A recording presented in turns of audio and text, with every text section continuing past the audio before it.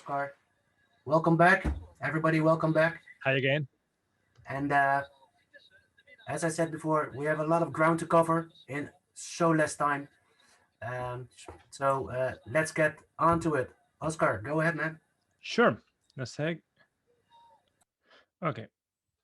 So let me open this up quickly. Okay. So let me just make sure I'm going through the presentation to make sure I'm not forgetting anything important that I wanted to cover first. Okay. So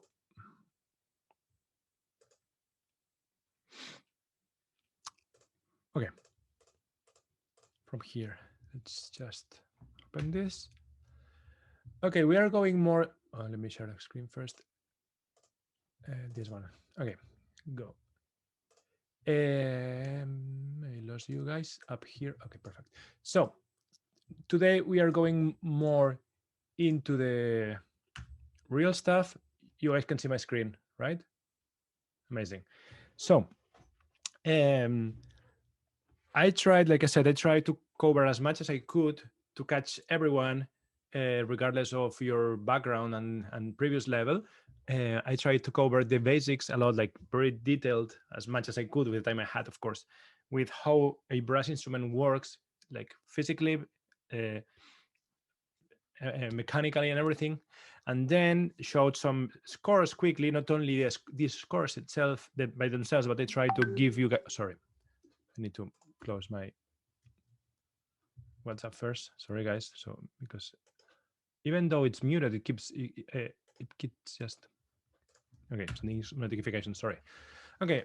Mm, Not only I showed you few scores that I consider important in the brass literature, but also I try to give you guys tools because that's how I think you guys could improve more efficiently.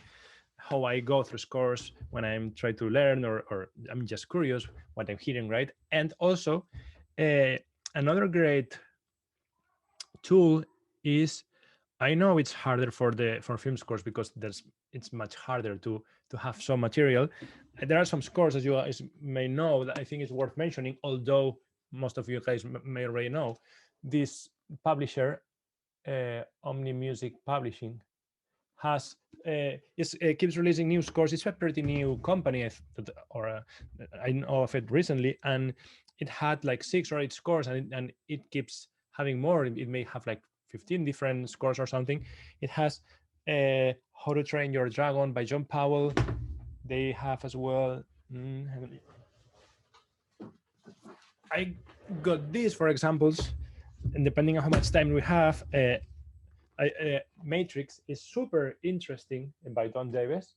It's an amazing use of brass. I wanted to show you this with you guys, but I didn't have even the time. Let's see if after some break I still can, because there's so much to go through. But still, there's a great, amazing way to go through scores.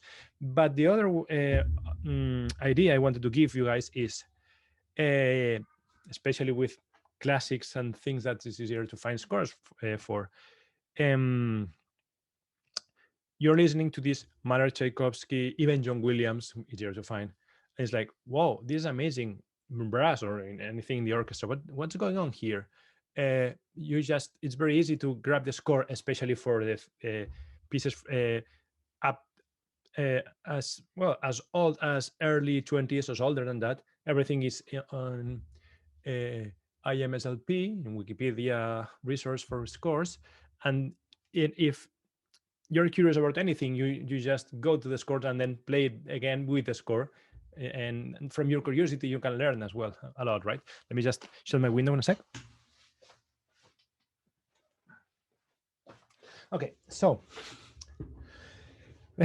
again, for today, we are getting more into what may interest us much more. Now we covered a solid base, I think. So first, we're going to start. Sorry, this is some over the place. Okay, from here. I want to share with you from my experience, guys. This is very hard. Everything from here, I don't think you can find easily, like pretty much anywhere. This is from my experience, especially in the big sections. And this is maybe explain you how you can improve your skills, make efficient sessions, or discover this bigger new world and how everything is done. Because of course I come from classical training, recording an orchestra together in a room with mics and just everything play from beginning to end, right? Like in the old days. And of course, there's some magic done in the movies, the picture and stuff, and we are we maybe do we don't do CGI yet with music, but getting there. We do pretty much like as much as surgery as they do in the picture, as you'll see now. So I think, Michael, there's people waiting for some time. Okay, so tips. It's very usual to record orchestra sessions separate. That means when we do that, strings are always separate from brass, always. And then strings may be separated from woodwinds or together, because it's easier to mix. You have strings, you have these panels, and then um, you have the woodwind section behind them, so you could manage. But when you have the brass, of course, it comes through the strings mics, and it's hard to get to manage with that. So the pros of doing that. So again, if I have to record 10 minutes of music, 30 minutes of music, instead of having 3 whole days of orchestra sessions or 2 or whatever, I can have, like I'll show you guys later, mornings strings and then brass and then woodwinds or something like that, and then record by sections. The pros of that uh, is that you can focus on the brass, in this case, beats independently. Lots of these tips are, of course, in general, but now we are focusing especially in brass. You can focus on the brass bits independently, meaning you can be more picky and this and that attack and things like that. And then you don't have players, of course, sitting around without playing a lot of the time, because this cue, mm, there's an action cue, but then you may have the softer cue with a couple horn chords here, but then trombones don't play, and then horns have 40 major rests or something like that. So they are sitting around all the time, right? So you kind of save money on this side. It's much easier to get brass and strings separate, and then easier to catch any mistake that you may miss, or if you're recording everything together, right? Or if there's any noise, that these things happen. Of course, that's a page turn or something like that. It's easier to catch when you are doing splits, because the overall volume is softer, and then you can polish the performance and take it to a higher level, because oh, sorry, guys. That notification was the contrabass trombone player said in like 1 hour he can join. So if I may, let me just say we are ready. Yes, please. So after the break, I'll tell him like 20 past next hour. Okay.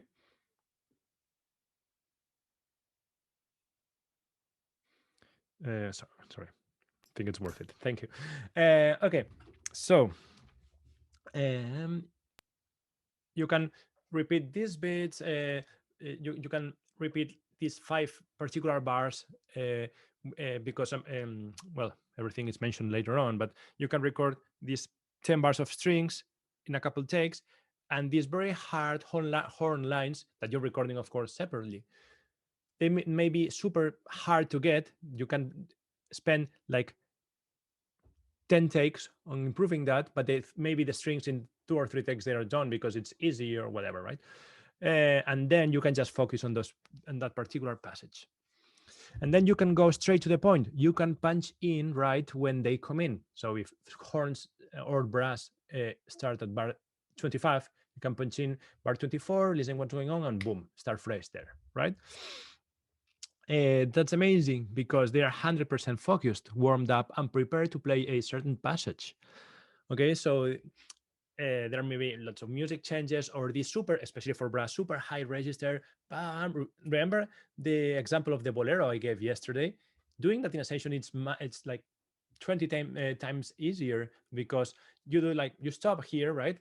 End of this first section, and then this 10 seconds pause we have trombone that's like warms up a little bit. Okay, ready to go. Okay, record. Oh, miss the note. Stop. Record again on fresh, right? So this is, of course, you cannot do that on concert or in the traditional way of recording if you're recording everything at once, right? And especially if you're doing brass, because if we are recording the bolero, which you normally won't, but for as an example, you in the morning have recorded strings tan, ta, ta, ta, tan, ta, ta, ta, tan, tan, tan, in one go, and to takes your done because it's so easy. And then you have all this bass, uh, and you're recording on top of that, and it's just record trombone. Okay, you record these 20 bars, and then there's a mistake on bar 23, whatever. Let's record again, and then when there's one mistake, of course, the pre-recorded things may still work. It's perfect, and you only have to edit maybe this bar, or if you have this super hard bar, and you can record from the bar before that and edit it, just cut it and do some surgery there. It's of course, as you may imagine, much easier to do it this way than if you had to cut vertically the whole recording, right? Because it's much easier to. I mean, if everything is like strings, they are playing seamlessly all the time, and then you just cut this bar if especially when they have a rest or something like that. Even you can do lots of magic like long notes. You can switch between takes in a long note. You can just fade and do some crossfade, and it's pretty easy, especially when not everyone is affected. That makes much easier, right? So again, it's easier to punch in everywhere, middle of a section, stop many times, etc. And it's much easier for editing than everything recorded at once that I just said. Okay. So if I may, I'm going to do this super manually and unprofessionally. I'm just going through my phone. I'm going to this recording I had in Sofia right before the pandemic. It was. So let me just find it quickly. We were doing something like second. Yeah, second. Just okay. I'm going to play just this through my phone. The quality is just not perfect, but just for you guys to have an idea. So I'll stop sharing, I think. Can you stop my sharing, Michael, for me? Because I have to close Keynote and all this stuff. Okay. Oh, anyway, I don't see you guys, so I still have to. Okay, look for it. Okay. So how can I see myself? Okay, right here. Okay. Hope you just hear it. This is a small passage. There were strings and everything recorded in the morning, and we have all this, which is a little tricky for the trumpets because it's very high. So this for an animation film.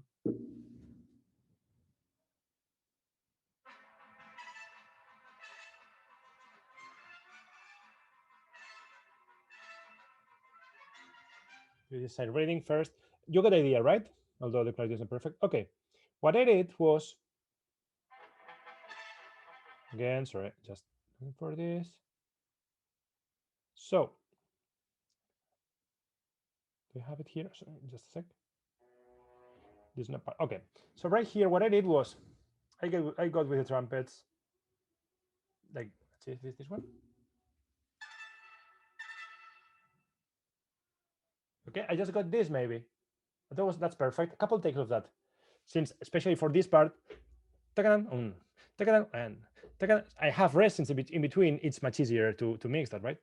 And then see, I got this part, which is pretty hard. See, they are ready for that. They play a couple notes right before we record, and then they are warmed up and pretty good. Couple takes, and what else? Another take of that. Sorry. Oh.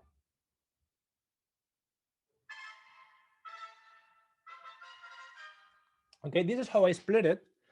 And I know it sounds very like simple this way, right? But let me share again my screen. Okay, so this helps a lot because not only it's a tricky part, but if you're recording, of course, we already forgot about recording everything with the orchestra. But still, if we are recording just the trumpets, but the whole 6 8 bars thing, it's very kind of exhausting for the trumpets because you're playing this very high articulated. Uh, I don't know, Michael, where are you?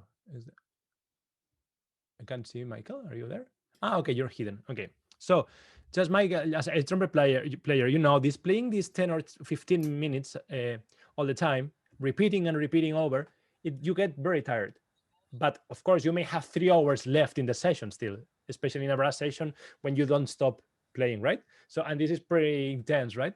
And then, mm, if you have to repeat these 8 bars 20 times until it's perfect, and you play, you're getting there, and then the last bar you mess it up with just this one note, and you do by beats, or you record everything and then just record the two last uh, difficult bars. It's much easier because you're basically economizing time and also your physical, your chops and stuff. So that's a great solution for that, right? As you could see. And then in the solution, I mean, in the final product, nobody can tell it's been edited, right? So again, I think I went too far. Okay, so if you're doing that this way, which I really encourage, um, I said already the pros, and these are not really the cons. These are things to keep in mind. Players should be placed in their usual position in the room, which makes sense because I mean, you have the spot mics, overheads, and stuff, but still you have the deca tree, which helps, which is the main mic used normally, um, the wides and stuff. And then you want to hear normally everyone as if they were sitting together, right?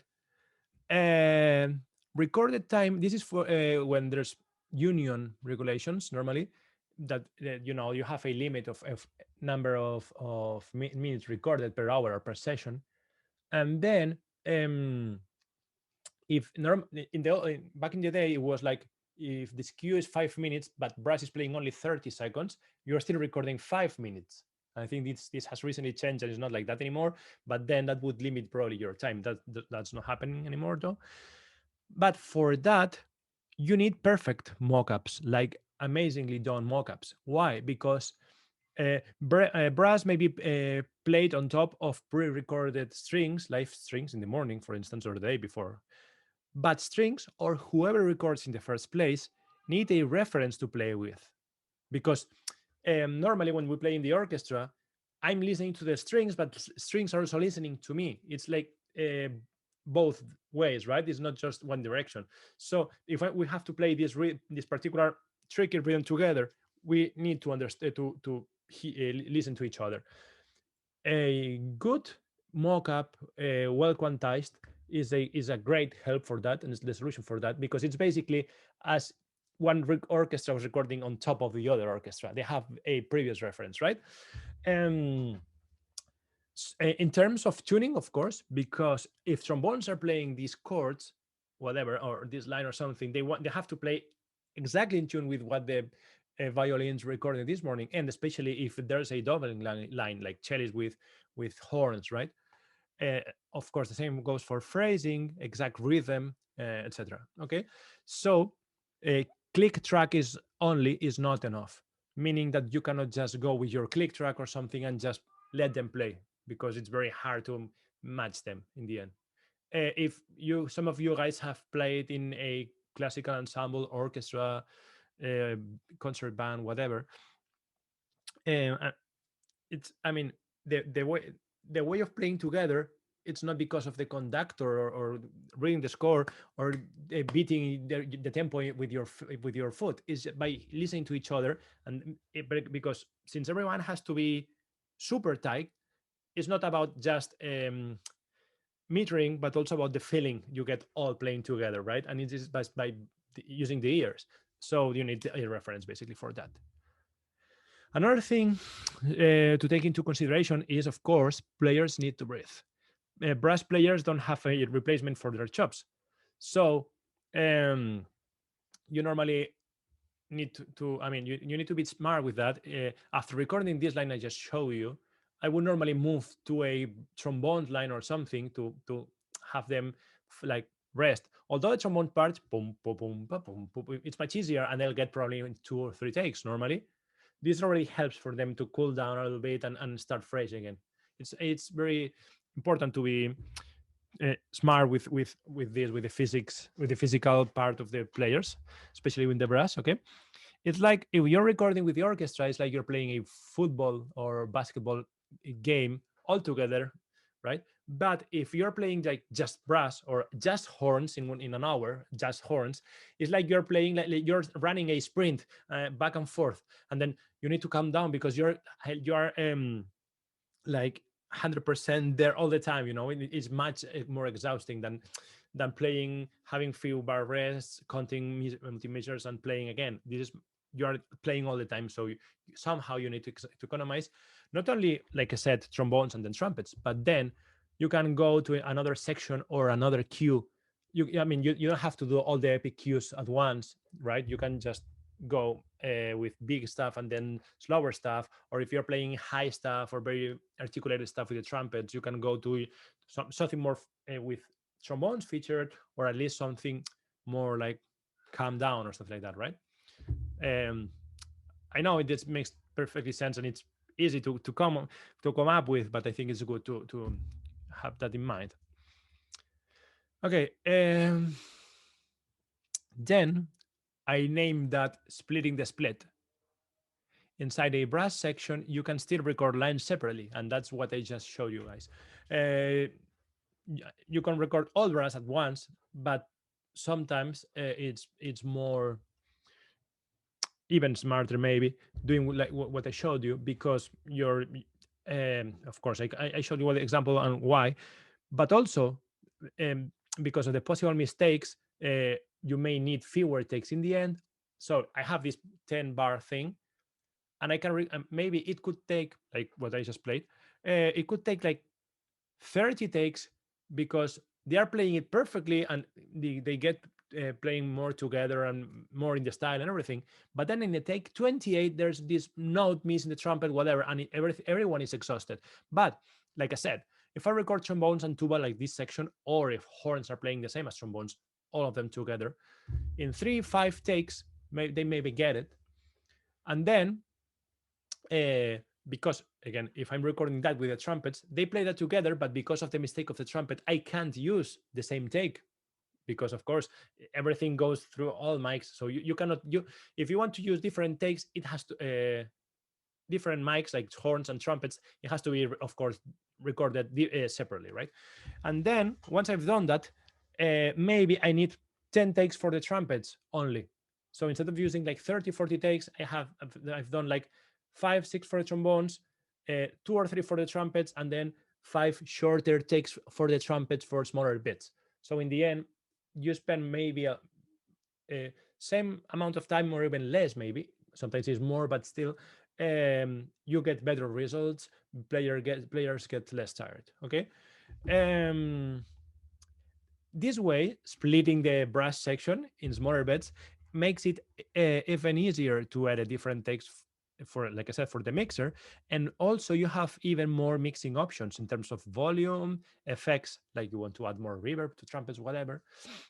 You can pen them or whatever you want to do, because you're only getting the horns. Because when you record like this, of course, you have the spot mics of the horns, but then you have the rest of the mics, especially the tree and everything. And then you can do whatever you want with these mics, and then you can edit the trumpet takes mics differently, separately. So it just gives you bigger way of doing that. If you want to, I don't know, pan open wide the horns, or pan trumpets like to the F, like even unnaturally or something like that, you can do that better, right? That if you're recording everything together, because everything is coming through the Deca tree and the main mics. Um, you give time, like I said, to the other brass sections to recover from previous takes. And also, of course, you have the benefit, you benefit from the possibility to join uh, difficult parts, like you can get the end of this section, and or when there's a big leap or something like that, like horns and doing, and then the next bar, you can cut stop there and start fresh on the other thing, like on the other section, and again, that's much easier to do this way than if you're doing that with the whole orchestra, right? Lips, difficult parts again, and also if they have the instrument changes that you asked for, or let's say again, I have the same example. You have something low and the trumpets, and then goes to something like that, and the trumpet player would grab the piccolo trumpet at the top layer, right? Like we saw yesterday. But then, unless you're doing it this way, he has to play everything with piccolo trumpet or everything with the regular B flat trumpet, and then you're somewhat limited. And then when you are punching in or editing, you can do that and do any changes you may want. And again, especially if you're splitting sections in the orchestra, it's much easier to edit. That goes also for mutes or anything. Mutes are normally very fast to put and take out, but still, uh, that may help.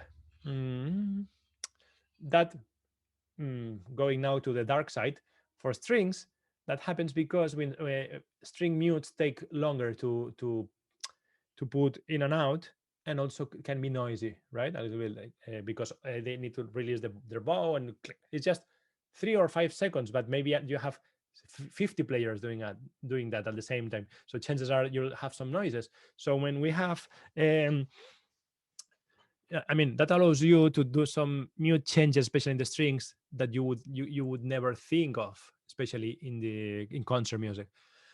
And also, instrument changes, you may want this played with clarinet and then bass clarinet or tuba and then chimbasso. And can you just do like that, stop here and start fresh with a new instrument warmed up already, right? Right there, because they may have time to switch instruments, but they need to warm up, although it's just playing 5 or 6 notes, just to getting the feeling of the new instrument, because all these wind, brass and woodwind instruments, uh, the feeling is a little different sometimes. If you playing a couple notes helps you get this feeling better, right? Okay, the cons of that are it takes much longer, so it costs more money, of course. I mean, you gotta be smart about that. And last night, when closing off, I was talking with my colleagues Rolf and Michael here, and we said, "Man, after those years recording, we all agreed that, man, I can manage to do pretty much everything, but the thing that I still struggle all the time is by calculating the amount of sessions needed, because every project is different, every orchestra is different, music is always different in terms of difficulty, etc. And how many sessions would I need? Like 4 sessions for this, whatever, 30 minutes of music. Man, when it comes to split sessions, things got even more complicated, because you may have 12 sessions, but you may run out of time with strings and have some extra time with trumpet, something like that, right? So it takes some time, but well, you can always ask for some help to someone more experienced with that, or hire somebody, or orchestrator or music editor or something like that. Or sometimes even the orchestras could give you a rough idea of how much music you can record. Okay. um so another important thing we normally do in sessions that you may have heard of is overdubs. Okay. Overdubbing means having the same players recording on top of themselves, playing something different. Okay, we do this a lot with strings. Like, let me grab. Mhm. Say this one.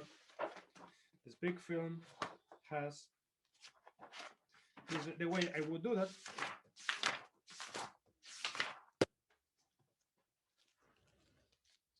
This is a recent score I worked on, and let's see. I don't know if you can see that, but yes, these two sets of steps here. These are first pass of strings, and this is the second pass of strings. So this is the way I notate that. Can you see it? It says violin A, viola A, and then Yeah, we can see that. violin 1B overdub, and same for everything else. And sometimes I even have a third pass, which is violin 2C over, and then I say overdub 2. So to have everything super clear for the players, okay?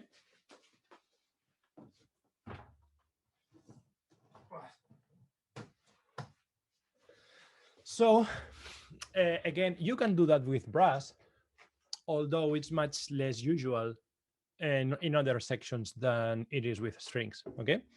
As a general rule, record longs and shorts on separate passes, like I just show you. The second pass we're doing like pam, pararam, takararam, whatever, and the first pass can do longs or things like that. If you want some tips, well, again, sometimes this helps. Remember what I mentioned yesterday or the day before about this. This is the new in the sound you're getting, that it's something out from traditional. I mean, having 12 trombones is just having this just a different sound than normal, right? So you can double or triple track string sessions, so you have this massive sound of famous composers doing this all the time now. And this is like an artistic thing now. I mean, it's just a technique, a way of working that we are allowed to doing now today. And for instance, in the strings where it's much more done, you could have in a separate pass all the typical ostinatos, all the shorts repeating, playing this pattern, right? Cellos and violas maybe, and then you have second violins, and then building up, you have first violins in higher octaves, something like that, right? This is normally one short pass, and then you have the main pass, maybe all violins playing violas. Okay, that sorry, I'm going off topic with the brass, but I think that's good for you guys also to hear, maybe, if that helps. If you want to do that first, uh, how would you normally do that in the old ways or in concert? Having lots of divisions. First violins, half of them playing the melody and the other half playing second violins playing the lower octave of the melody and then the rhythmic part, or first violins divising octaves playing the melody and second violins doing whatever, right? That may end up being like only 4 or 5 players for the higher line in the melody and so on, because you're splitting them too much. Also, if you're doing it this way, you are done. Whatever you are recording, you cannot mix that at all. You can only tweak a little bit the spot mics, but you normally prefer working with the whole thing. And then if you're doing that as an overdub and you are smart, like grouping all the short stuff in one take and the long stuff in another go, of course you can mix the important part, the melodies and longs louder, take down the ostinatos down, and then bring them up if you want, like individually, right? Separate from the longs. And also you can do other sorts of stuff like I did normally. If you are playing shorts spiccato with strings, you normally may want some more bite, more attack, and you may bring up a little bit more the spot mics, right? So you have clearer attack, right? Or maybe add more reverb to the longs or things like that. So you can do all these sort of things doing that. That goes for strings, but also same for brass. And then sometimes we even have a third pass that could be for playing chords. So that means on this big climax of the main theme, whatever, you have like trombones, all these chords, you have them on the strings. All strings can play chords now. You don't have to, because how many times we've run into, I need violins playing melody, but then I have this 3, 4, 5 part harmony, and I have to divide violas, I have to divide celli, even basses, which I try to avoid unless it's just octaves. And then I don't like to divide a lot the strings, because of course when I have to I just do that. But the dividing violas A3 and things like that, you end up having 2 or 3 players or per voice, and normally that's not the sound you want. But if you're doing that, you can have 10 violins playing the third, 8 violins playing the the fundamental, then violas playing the fifth, like 6 or 8 violas, then 6 cellos playing the tonic again, fundamental, and then 4 basses playing down the octave. So you have the full orchestra playing this full chord with non-divisi. Then you have all the instruments playing the shorts, like cellos and viola again, and then the bass is playing just the beats, if something like that, of course, cleaner. And then on top of that, you may have for the long pass, for the main pass, you may have melodies, violins, but also violas if you want, and even cello sometimes, very high, whatever, doubling melodies in octaves, or two violins in octaves playing the melody, and violas and cello playing a contour line. All this part can go in one go, and then you have the ostinatos, for instance. Okay. Um, may I ask, raise your hand, how many this is familiar to, or are used to, or know of this, or uh, are you guys? Let's do that. Raise your hands. Did you find this something like new or interesting, or getting new ideas from all this? Oh, that's good. That's great, you guys. Well, Oscar, we yes, have a couple of questions. Would you mind if you answer to those now, or are we looking for another time for that? yes. If you want, let me finish this page. Yes. Okay, let me just grab my air conditioner on. Okay. Again, it's much less usual in brass, and maybe this could answer some of the questions or not. So, what can you do separately in brass? You can have trombones, maybe with horns or something playing pads, and then you can have the horns playing this nice contour line, whatever. Also, another different thing can be playing trombones and horns and tuba, ba-bum, ba-bum, these stabs, right, separately on top of that. And that's something, again, I'm in love with Mahler and all this stuff, like the classics, but we are probably not no, we are not after that sound. Maybe we want something more modern, and it's okay to have brass doing the same players doing different things. And then I'm sure you guys, all of you, have played lots of soundtracks that are doing that, and you're not in the car and it's like, oh man, this trombone player that's playing the melody now is playing the stabs. Of course, you never have this feeling. It's just bigger, right?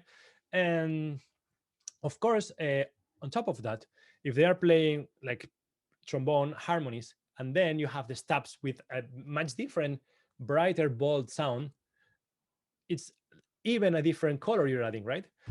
And also, you can do whatever. If you are doing these effects of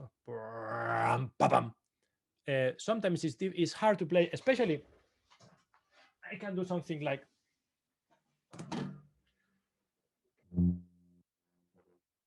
that, okay? Or,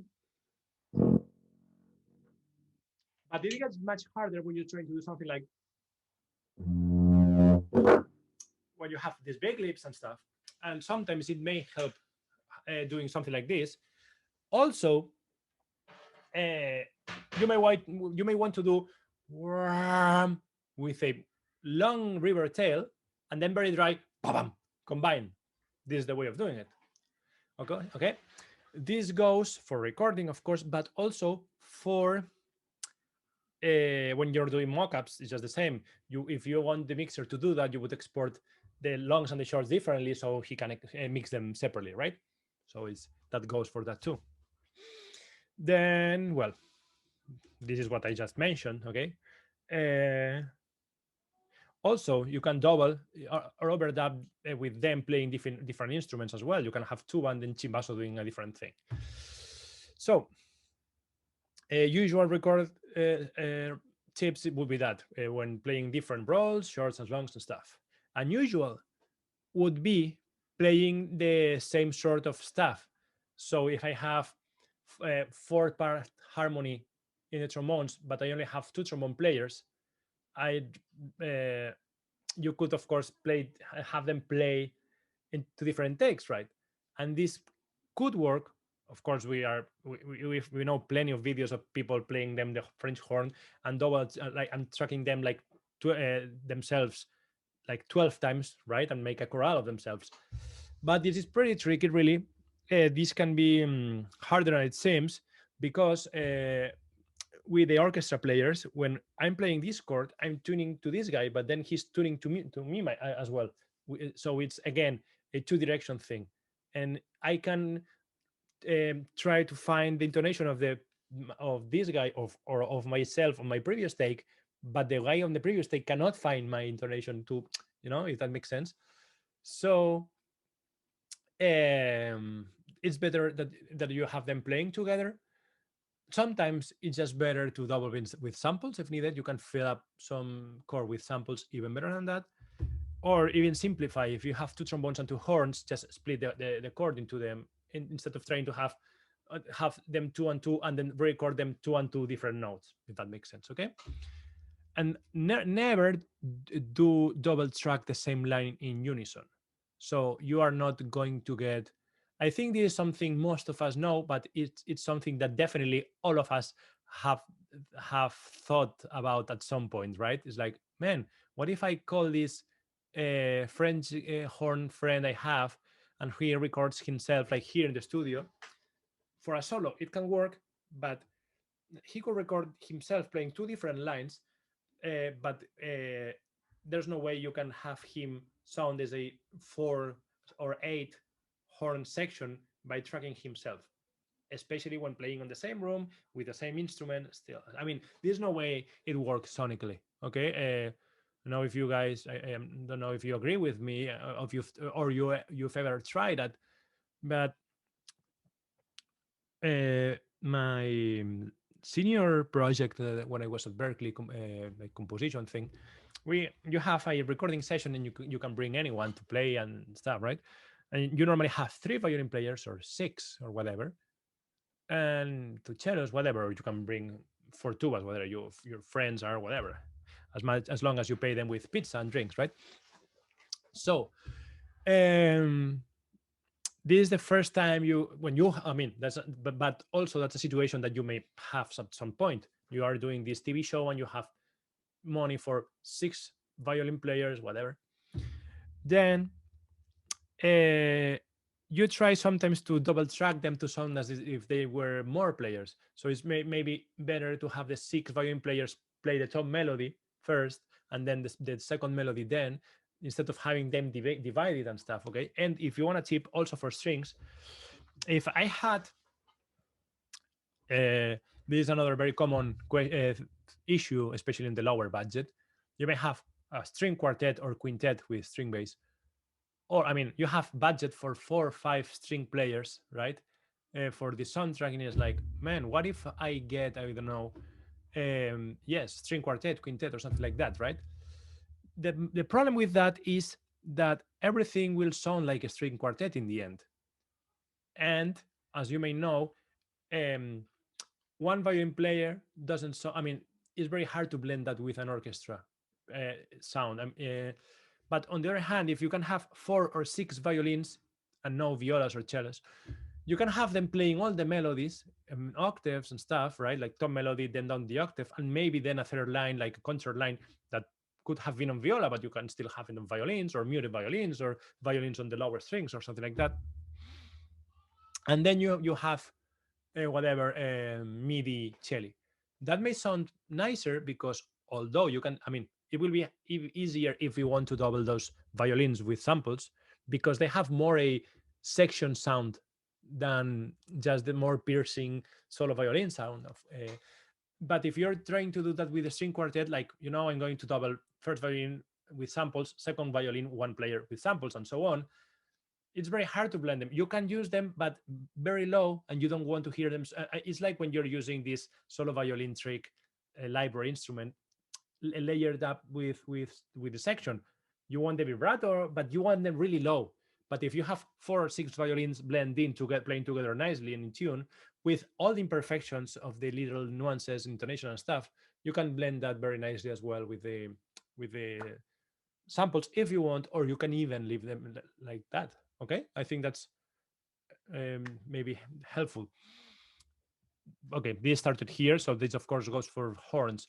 Maybe have one doubling or 2 players doubling the samples, but don't on a session don't try to double triple track them because that's not gonna work. Okay, better think with an orchestration solution like doubling two or three horns with one trombone, which may help. Okay, so I think that's a good point now for questions if you have some.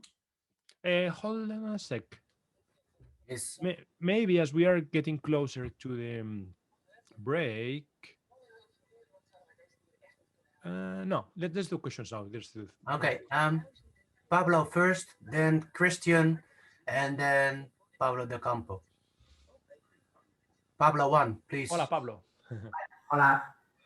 What about tuning? I mean, you record and the mocas must be at 440, 442.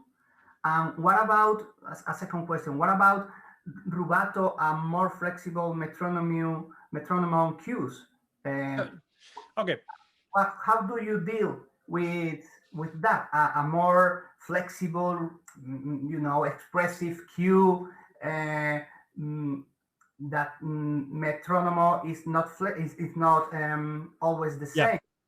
How do you deal? And in this cue, you have a string with brass playing at the same time. Yes. Sorry. The first question was again. About tuning. Yes, the tuning. You have there's nothing to worry about tuning as long as all your samples are in the same pitch. They're normally in 440, so just leave them for 40. In Europe, normally, except for England and also except of the US, I think everything is 442, especially in Eastern Europe, right? As we are in Spain as well. But the engineer can clock that with a word clock thing. That's pretty easy for them, and they just change it, and there's no difference. Again, as long as you don't mess up with different tunings, right? You can, of course, very easily change everything to 442 now. Sorry, that's another like mock-up thing question, but I think that's helpful.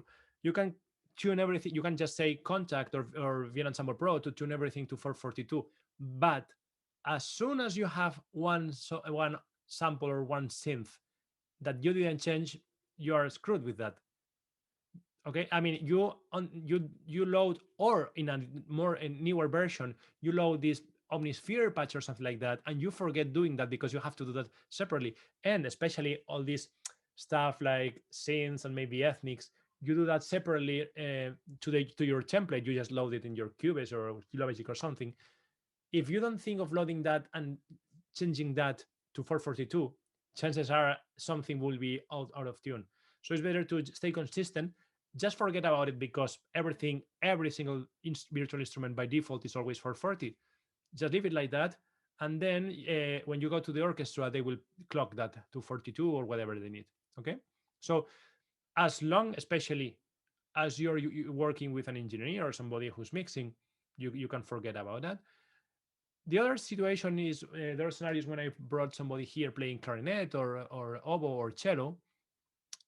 You normally want to ask the players whether they are comfortable playing in 440, or then again, so this normally happens with uh, smaller lineups in terms of mockup and stuff, and maybe easier. And you can just do that yourself. But again, being super uh, thinking all the time that you're doing that, and making sure you're not leaving any single instrument for 40. Okay, so that's something like that. I hope that helps. And the other question, yes, the variable tempo. We've recorded sometimes in variable tempo, but this is not only a question for split sessions and overdubs, but it's also a question for recording when it comes to recording with click, as compared to recording with like um, punches and streamers, or even to clock in like in the old days, right? Um, the first thing is there are so many. I mean, what we all have thought at some point is, man, I have to record with a straight tempo. That's not going to some musical.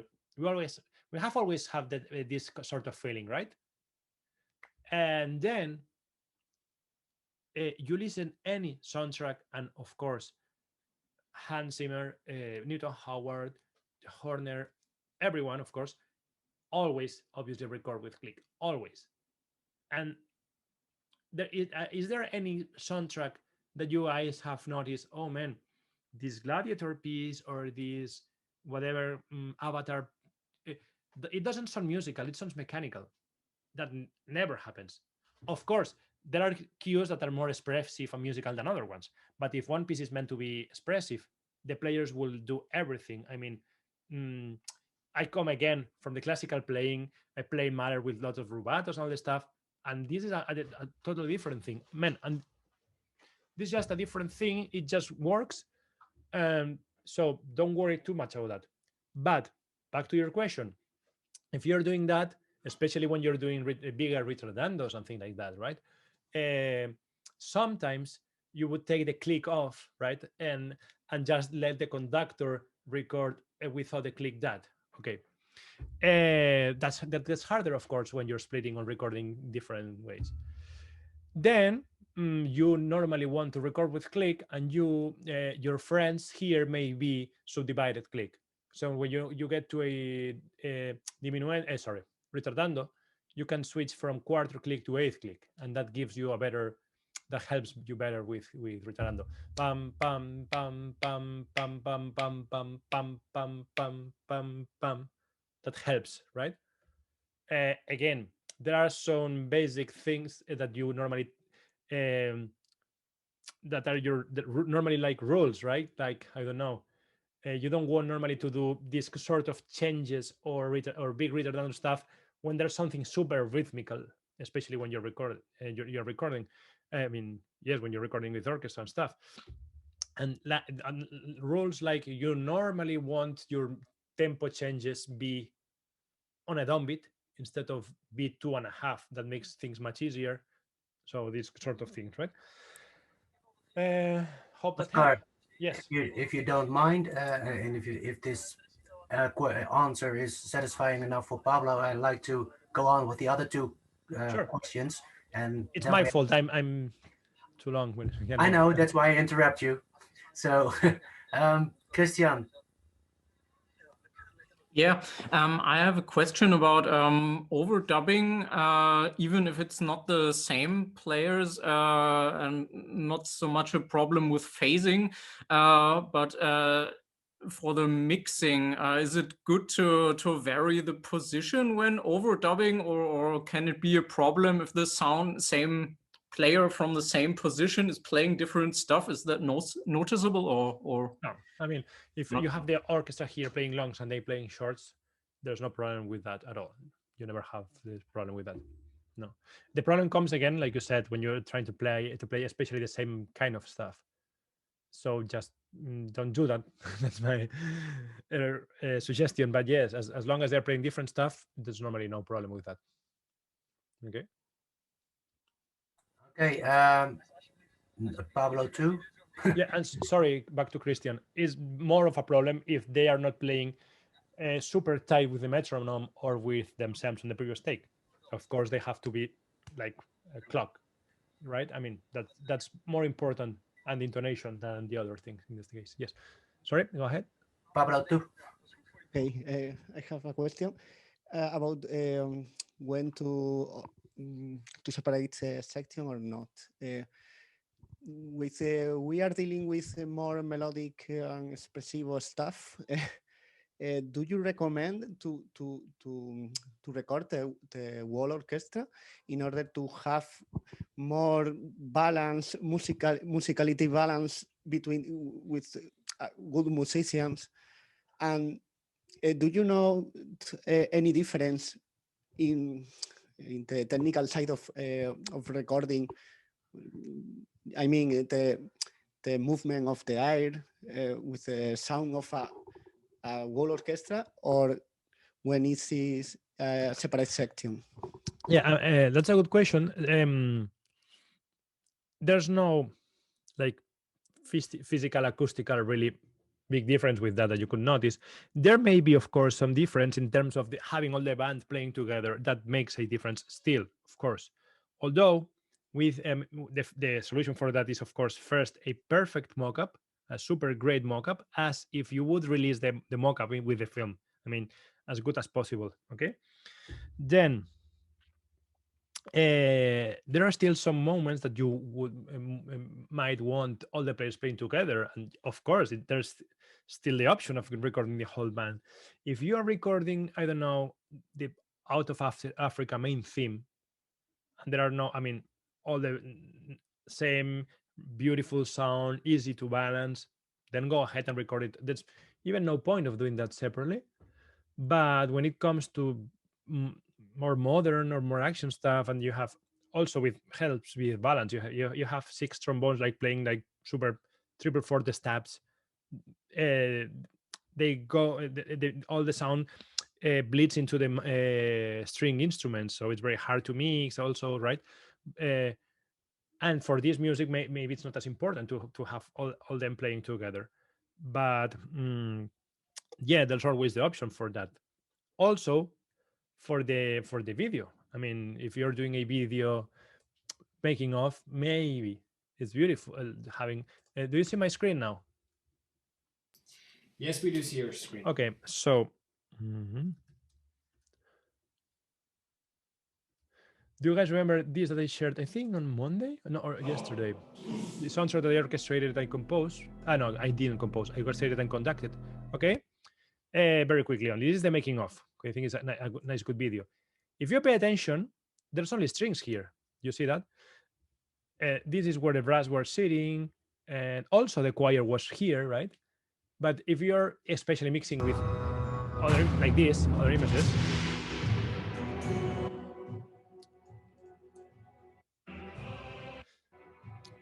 if with a smart videographer, he knows he's not normally not recording the empty chairs, right? Like, look at this. You don't have the feeling the brass is not there, right?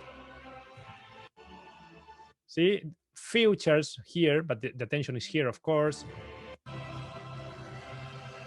See this shot? That's smart, right? Again, you don't have the feeling here.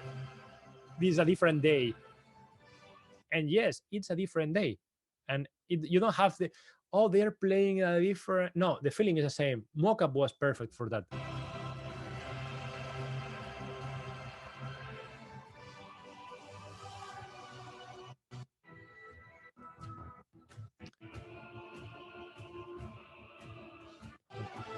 Woodwinds. So basically, where these guys are here, these girls, is exactly where woodwinds are here. This is stupid, I know, and we're not doing, of course, this workshop for the video making of, but it also gives you an idea of the recording, how we recorded in split. See, here you see the strings. It's empty around back here, and also, of course, it's empty around here, but you don't see that, right? Again, the brass empty chairs back here, or choir, whatever. Let's see, you get the idea. And again, if I can have a second, let me see if I can grab it. The mockup we use for that. Just quickly. I have one last question, if you have time, by Raimund, and Yes. then we have a break, and after the break, I think it's time for your friend to join. Sure. So yeah, let me should. Should I just go ahead? Oscar, who determines the seating of the orchestra? Is it just the composer, or is it in collaboration with the orchestra usually? When is the seating determined, before or after orchestration? And do you ever think about the balance, for example, left, right in the sound image when you are orchestrating, or do you leave this up to the sound engineer to fix things if there is maybe a shift in energy to the left or right side? Okay, I think was it still in recorded class last night when we discussed something about position with Dimitri? Was it? It was Dimitri mentioned, Yes. I think it was Godzilla, when there were the guys placed on the left and on the Yeah, right exactly. side, the same instruments, and they had to blow equally Yeah, loud. exactly. Yeah, but I think we already had a little bit of this discussion yesterday. Okay, And then no, it's okay. I tell mean, me. just if something got lost in translation or something. Again, as in short, the ending was, unless you're looking for something super unnatural, there's nothing really to discover because everything has been tried and stuff. Like you have strings, first, second viola, and you have the other option, like first and seconds antiphonally, right? For different kinds of writing and stuff. Even conductors in concerts to play Beethoven 5 have the different options. That's just a matter of taste.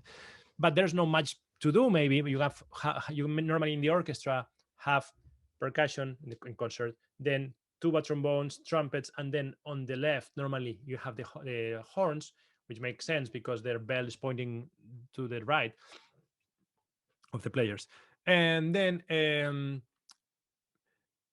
normally it's not a question of it's not a thing for the orchestrator. Normally, I mean, it's something you normally don't mess up with, especially when, because like Sophia, they know the hall, they know how it works, they already treated a hall to work in like this in some way, of course. Then you may have like only brass. When you record only brass, you may want to have them where like violas are, just because you want a closer sound or something like that. Whatever, you can do anything, of course. But then you normally leave that to the engineer. But you as a composer may have some, of course, some call, but especially when you have some like thought out of the normal. And then with the big sessions, like we mentioned yesterday, we normally have the amazing Jeff Foster, the engineer in London, who has recorded everything for Hans and many others. And yeah, they sometimes come up with different new ideas, like, I don't know, put it for this, for Inception, they put all the horns up in the gallery. And that was, of course, that was an experiment for the first time. But it's like, man, I think this is gonna work. Let's see what it sounds like. You just try it, and then you just maybe love it, and boom, that works, right? Especially on these big projects, if you have more time or budget, or of course, talented people like Hans or Jeff, who are both geniuses, then you can try all these things. But again, also back to our workshop, we are doing not basic what we're doing, like the warhorse, to just the day by day work, right? And I think you, as a general rule, you normally, it's nothing you want to mess up with. Then if for this particular day of sessions kind of music or score, trombones are playing along with horns all the time, you may want to move them closer, maybe. Although today with the cans and the click and their monitoring, it's less of an issue than in concert, right? So I hope that helps. Thanks. Okay, great. Guys, let's have a 5 break, and after that we continue, and hopefully our special guest by invitation of Oscar is joining us, and then we have some amazing low bone stuff, as I recall correctly. Okay, I thought him at quarter past, but it's okay. He can join like we can after the. Yeah, if we have now 5, then he can join. Yeah, no problem. Okay, but see you in 5. See you 5, guys.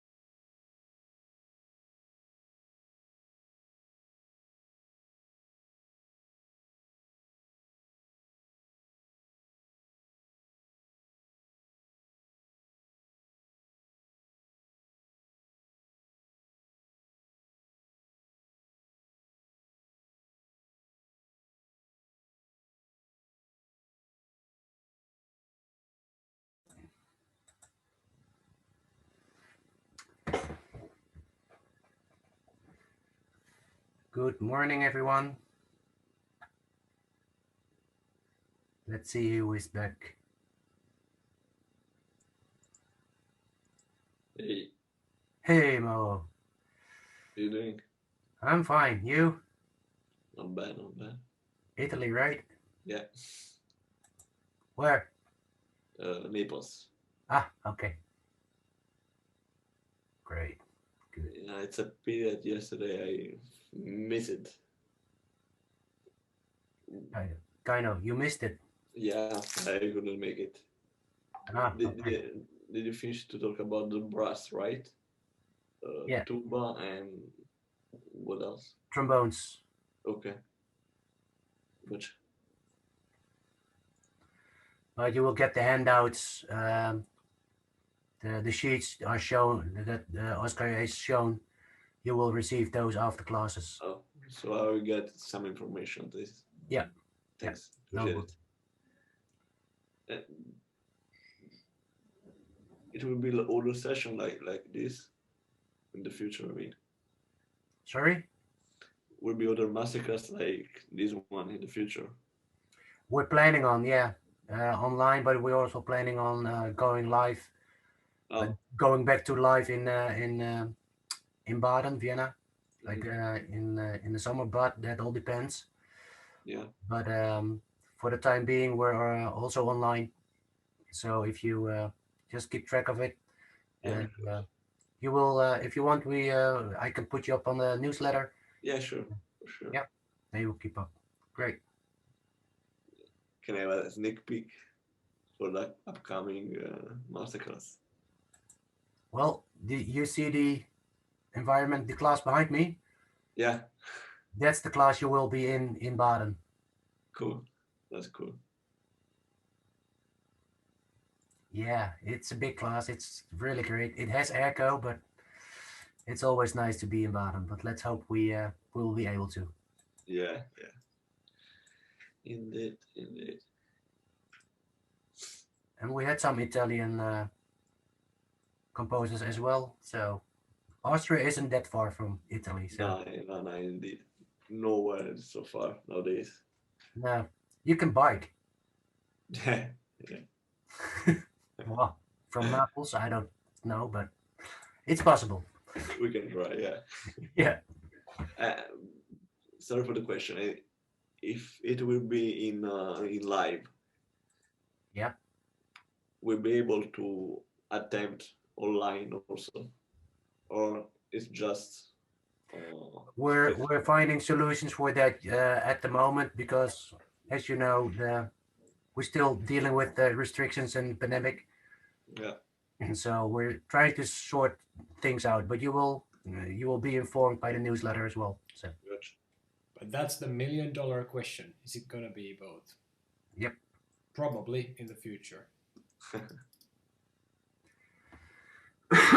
so is everybody back, guys? Oscar. I'd like to just make a small comment regarding the hybrid, or some people really love to be live. Some people it's more convenient to be online. Yeah, indeed. Yes, I'm here. I couldn't find the button. Sorry. Well, I could see you're here because your mouse was moving. So I reckon my math Oh. is so good that you're here if your mouse is moving. Yeah. So I'm just sending the link again to my friend. Give me a sec. yeah, no worries. I can inform the class that at the end of this day, which unfortunately today is the last day, we would like to have a group picture. So you will have some time to prepare your hair, your makeup, your whatever you want, and we can do a group pic. Kindly, And we're also trying a new thing, which is a group gift, because we want to really catch the excitement and happiness. So we want a lot of movement. And we're in the filmmaking business, so I want to make my short 3-second film with all of you guys. So hope yeah, you don't grab a object. drink, whatever, something to eat. I don't care. I don't know, but just for some movement. And after that, we'll have also the picture. So please open your video at that point in time. And yeah, as promised, you will receive later on after the class. You will receive the sheets that Oscar is showing, so you can look at it back at your own time, convenient time, as well as reference. Oscar is so kind to provide that to you guys. And other than that, will be said by our director Dimitri, who will join us later in the meeting. So, I'm resending him the link. sorry. Okay, I'm sending again the link to him, and see, he should join in a sec. Yep. No worries. No worries. Well, I will keep talking then, or whatever. Okay. Not interesting, but your talking is better than mine. Go ahead. I'm not. Okay. Introduce already your friend, maybe. That's yeah. That well, now he's here in a sec, probably. I mean, he's just waiting for my link, and he just got it. I think. Ah, he got it.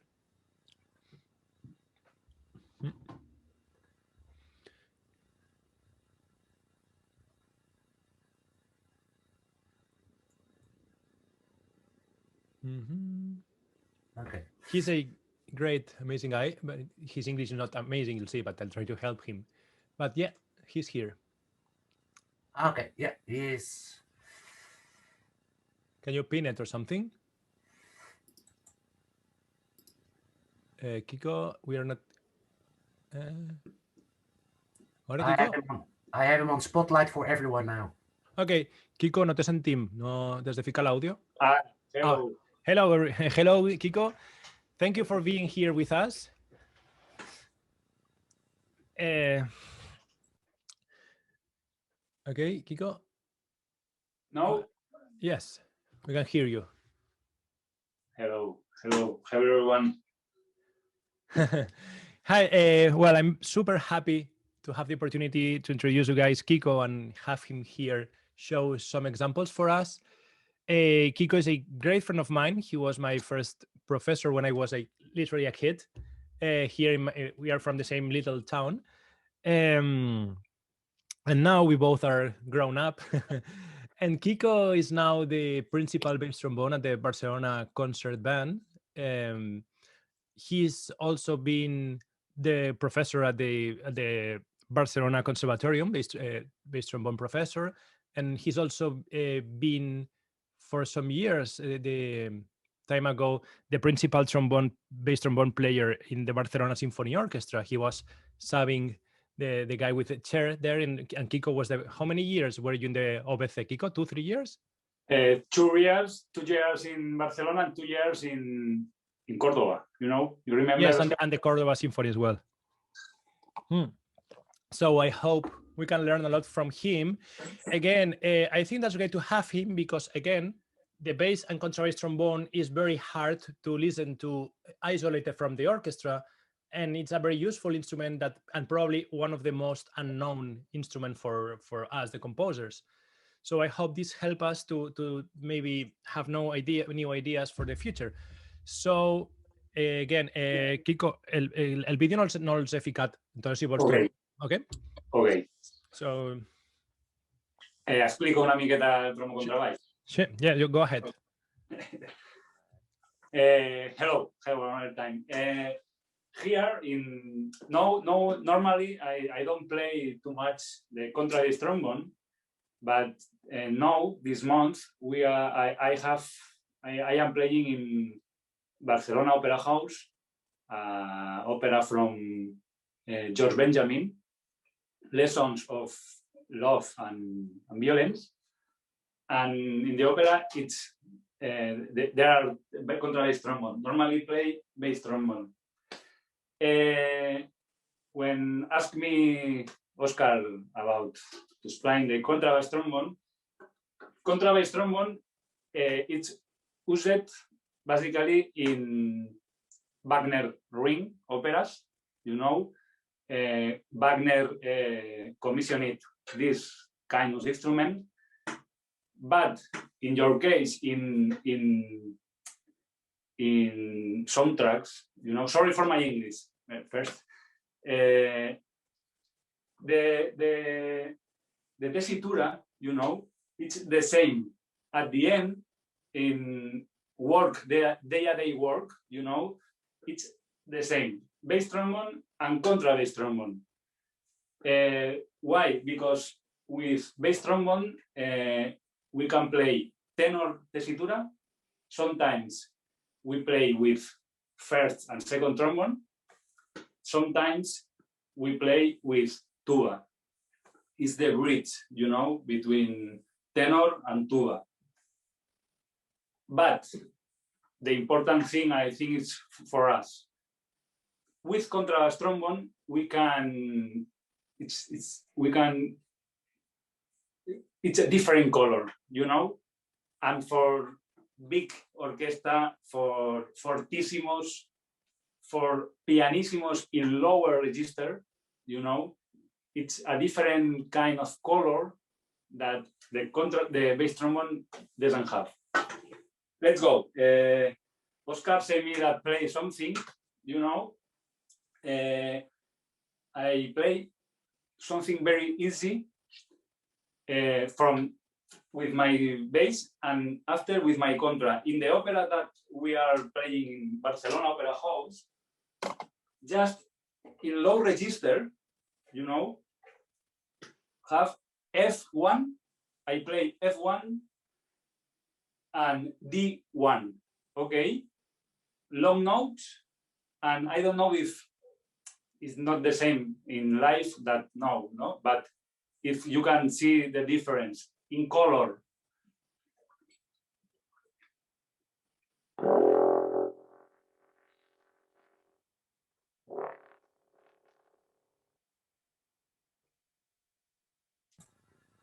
Oscar. Can't hear you, Oscar. Can't hear you. Sorry. Kiko, crec que hi ha un problema del volum. The volumes, it's adjusting. Yes. You need to take out tens que anar a opcions i llevar el volumen, audio i tot. Lleva el volumen automático, lleva-ho. Dime on està això, Òscar, porfa. Opciones. ¿Estas opcions del Zoom? Sorry, Configuración del audio, configuración del audio. Es una iPad. Voy. Audio settings. Just because the auto volume is cancelling, right? The sound. Yes. Quan toques molt fort no se sent, se baixa. Ja. Vale, ¿tens més o menos? No ho trobo, tío. Opciones del Zoom. ¿Pero tiene que surtir del Zoom, Oscar? ¿O la pantalla es donde está el micrófono, donde activa el micrófono, la flechita que hay al lado, le das.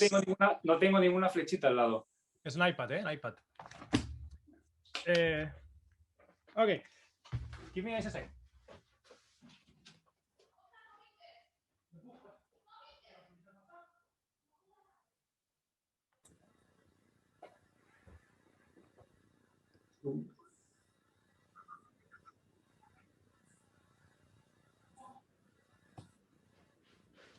I don't know how it works on the iPad, but maybe some of our Spanish. I brought my iPad to see if I can help you quickly, okay? Yeah, that's fine. Is it work? What, did you fix it or? Sorry about that, guys. No, not yet. I'm not on an iPad. I don't know. I can see it, and my Spanish is not that great to have. Yeah, it's just a sec. Give me a sec. Your Spanish is becoming only. Okay, Zoom. Can you accept me on my iPad? Michael, please. Done. Thank you.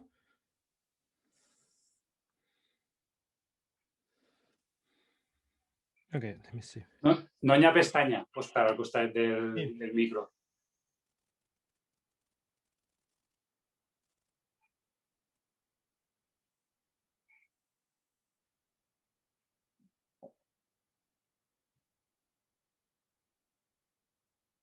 Me sents ara? Sí, ara te sento. Vale. Dalt de tot de l'iPad, on te surt la bateria de l'iPad, baixa 3 puntets i posa más. Correcte. Ahí fica settings, configuración. Hostia, espérate. Configuración de reunión. Espera aquí. Crec que no era això, ¿eh? Oh, is it? Yeah. Mm.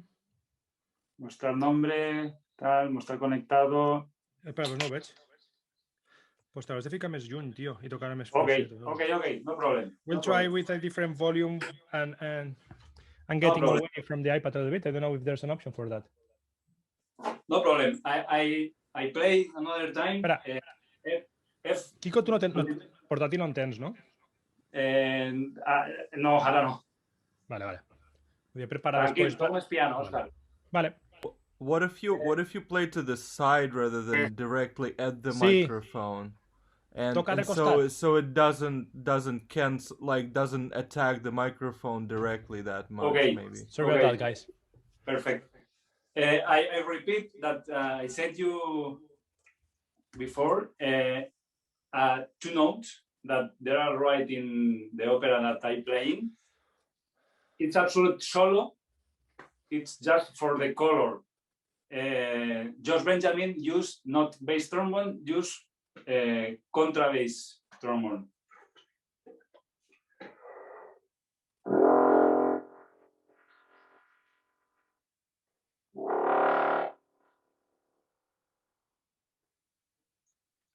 Here it's good. It's very low, tuba range, but with contrabass, it's more open and more like subwoofer in live. It's very important because if the musicians can, when you play the contrabass, you feel the subwoofer, you know?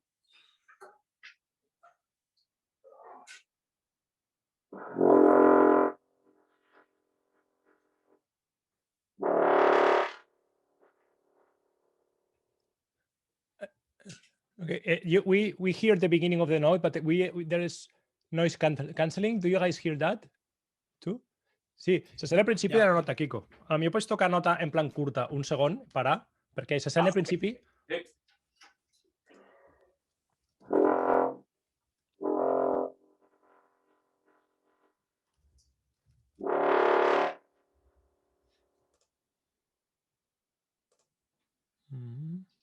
It's here in my studio.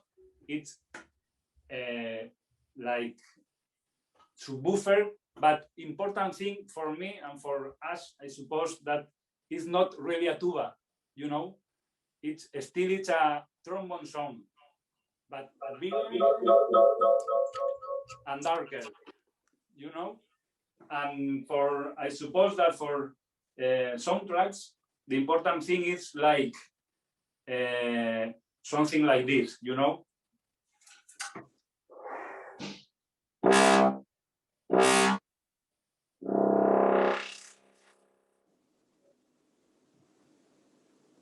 When all orchestra is playing low, with the contrabass, you can play much low than bass, much big, and the effect is really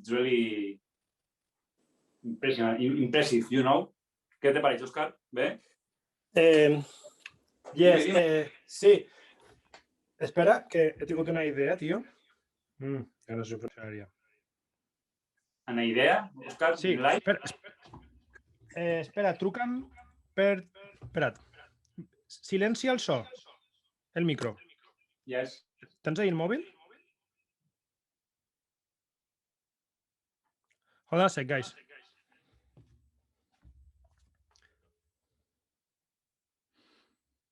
A veure, toca tu. Sí, prova de tocar.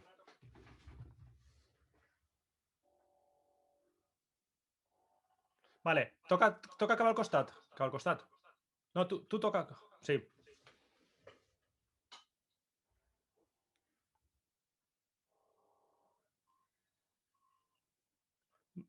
Vale, no toques tant de cul. Una mica, a 90 graus. Sí. Sí, mòbil, de mòbil. De mòbil.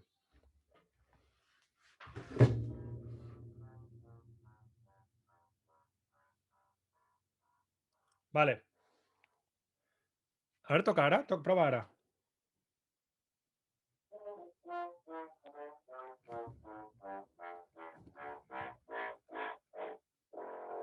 Okay, I don't think it's not any better, right?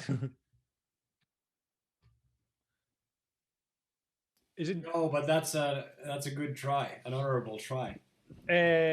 Fica l'altaveu del mòbil, Kiko, l'altaveu. A veure, prova ara. Ah, vale. Okay, so whatever. ¿Qué?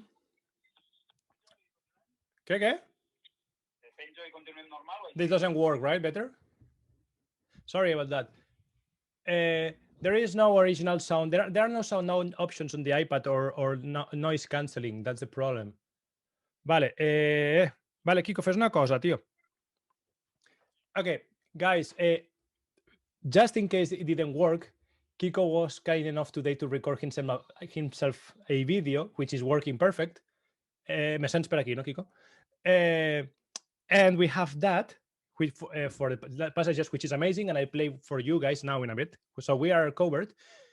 And Kiko, what I think can work, because the noise cancelling leave us 1 second or two, if you can play some stabs like pa, cop secs, ¿vale? En un trombo i l'altre. Per exemple, un fa pedal i un do pedal. Ho toco, Òscar? Sí, toca en el trombo baix o contrabaix primer, un fa pedal i un do pedal així plan, una corchea staccato accent, ¿vale? Okay. Let's see if we can hear the difference with that.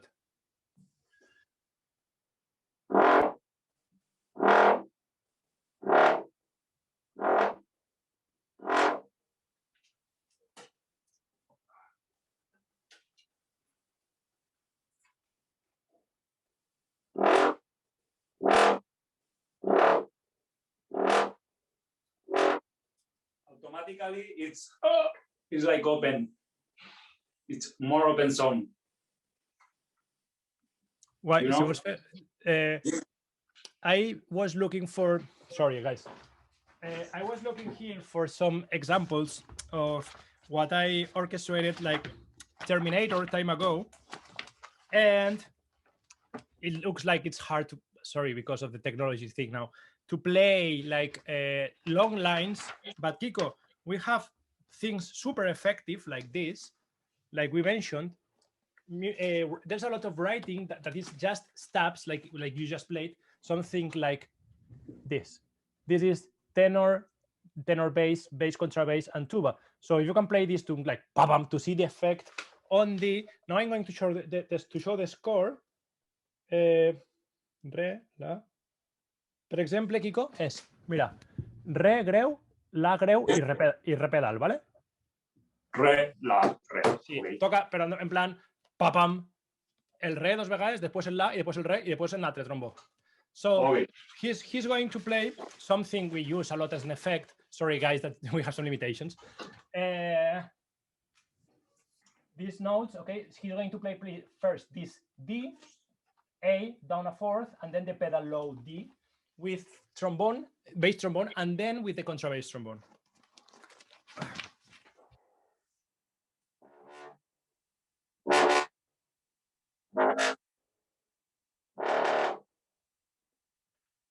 Una otra vez aquí que cancelava, tío, perdona. Just once more. Was canceling. Una vegada més, sí. Que cancelava, tío, una miqueta.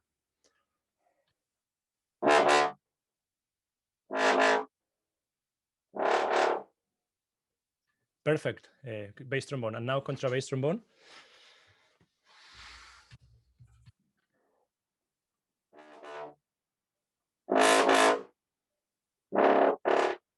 It's difficult.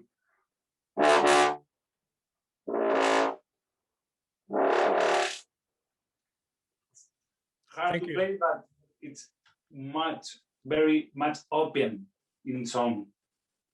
The effect here and with the colleagues in live recording, it's really different. Yeah, thank you, Kiko. Thank you. Like Kiko said, this is more like the subwoofer. It has a little bit of the roundness of the tuba. It's not a tuba, but it has more the of the tuba, more than the bass trombone. But it has the bold, very bright, wah, more even than the bass trombone. So it's like bold. It's really in a recording when you have, I don't know, especially this what the score I just showed you, two trombones playing pom, two bass trombones playing pom, with the contrabass trombone, unison with the tuba, unison with the cello, basses, everything else. What you will hear in the recording is especially the contrabass trombone or the chimbasso. It's what comes out more than everything else because of the brightness of the sound. No, Kiko, lo que més se sent ahí és això. Yes. In Mahler, etc., you have the big, massive sound of the orchestra, and what comes through the orchestra is this brilliant sound, bright sound, right? Yes, yes, it's with contra, really from C. Oscar, el do de baix del pentagrama, com se diria en inglés? De dos línies, no? Sí. The C, the lowest C in the cello with the two ledger lines, okay? From the C to lower C, another C, it's when it's like the Oscar say yes, it's very brilliant, very big, and all orchestra can play low, but this song, you can listen this song. You understand? It's absolute powerful. Yeah, it's when it's more most effective, the instrument. I mean, you can have, again, 10 trombones, tuba, whatever, and everything is sounding in the mezzo piano, mezzo forte, everything is nice and round. But when the fortissimo triple forte comes, no matter how many instruments and no matter how loud they are playing, the sound of the contrabass trombone will be there, especially in that lowest octave. And that goes, again, like we said yesterday, that's 99% the same for contrabass trombone and chimbasso. Same, that's exactly the same theory for the chimbasso, except for the slide thing. I'm sorry we cannot hear that this effect now, but a lot of effects that we record a lot is these lowest notes, long notes with a glissando, like very aggressive. All these you can try, Kiko, si vols. Yes. Però que passa que no molt fort. That's no sé si es que cancela. Okay, sorry.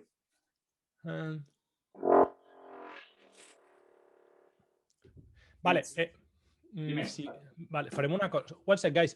A lo millor després ara penges, fas gravar, te graves un vídeo, fem 4 coses i m'ho envies després. Okay. Guys, Kiko, again, this morning spent the whole morning recording a 5 minutes video that I'm going to share you sounding better with more Wagner stuff.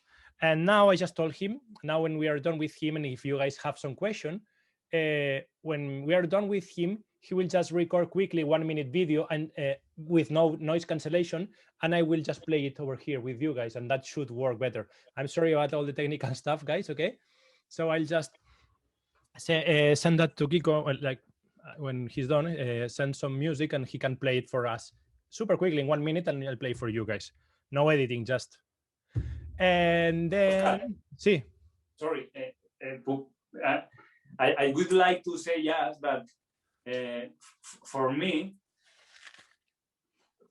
no, it's really not for me. It's chimbasso. I speak with Oscar because he's tuba player.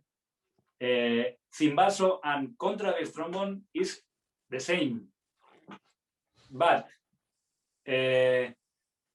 when Verdi Puccini wrote for valve trombone, no slide trombone, valve trombone, the fourth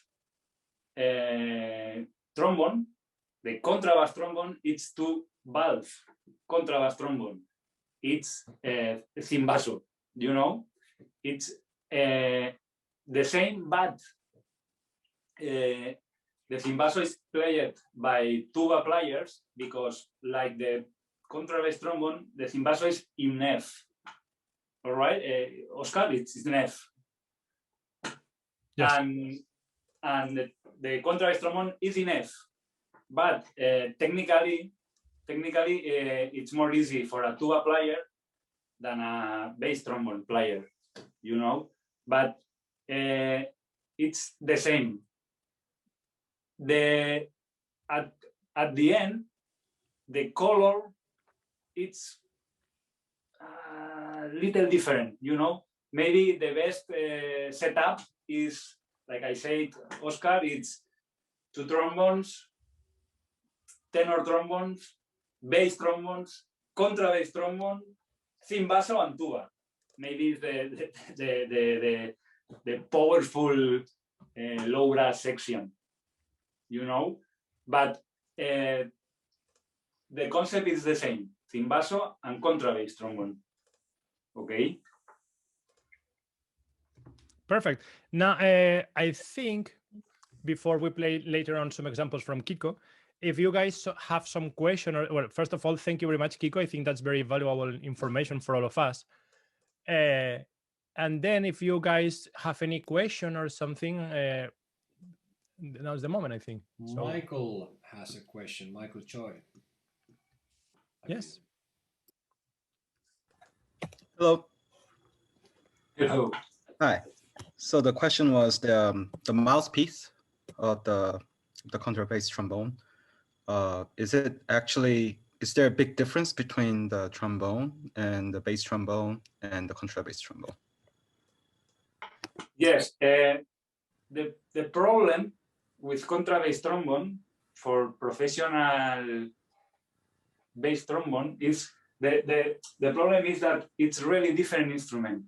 You must dedicate, you must study a part of bass trombone. You know why? Because bass trombone have a bigger mouthpiece than tenor trombone, and contrabass trombone is near tuba mouthpiece.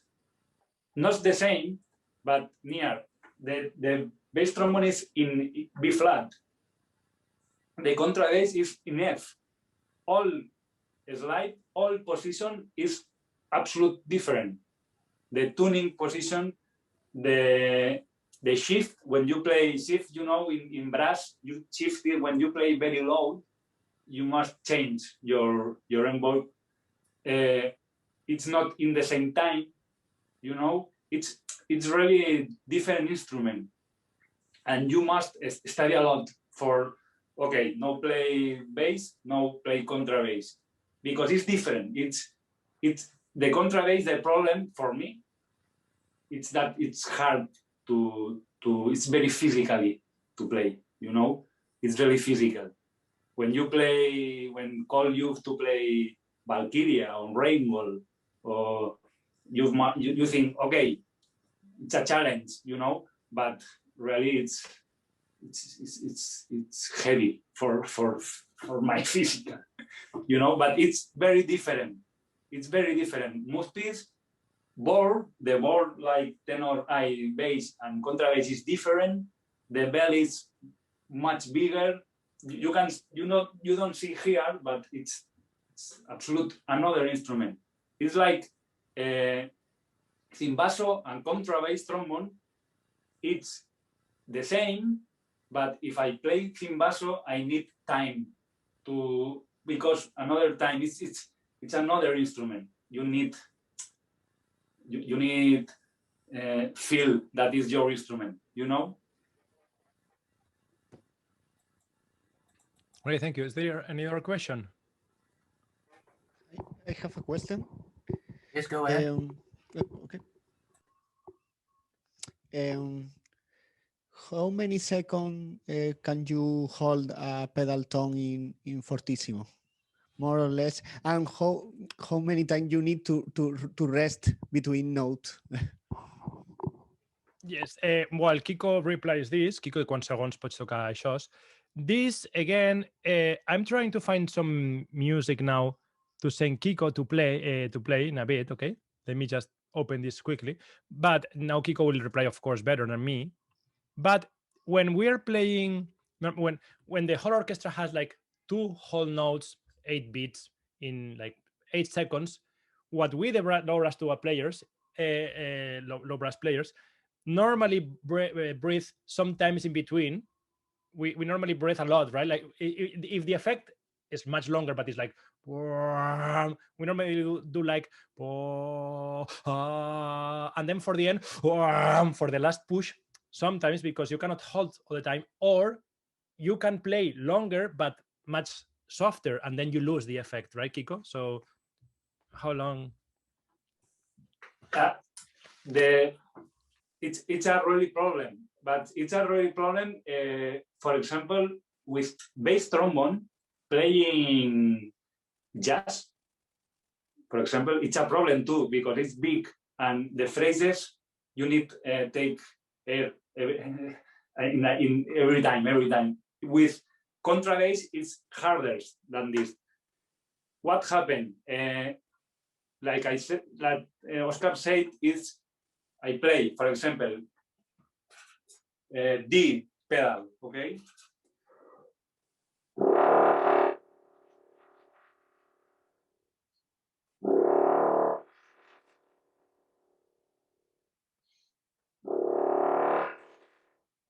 When all orchestra is playing, okay, I play re diminuendo, take air,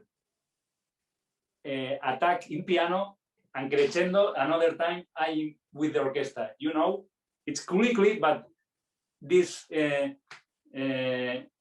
esta cosa, ¿cómo podría dir, Oscar? Això, crazy de crazy, ¿cómo podría dir?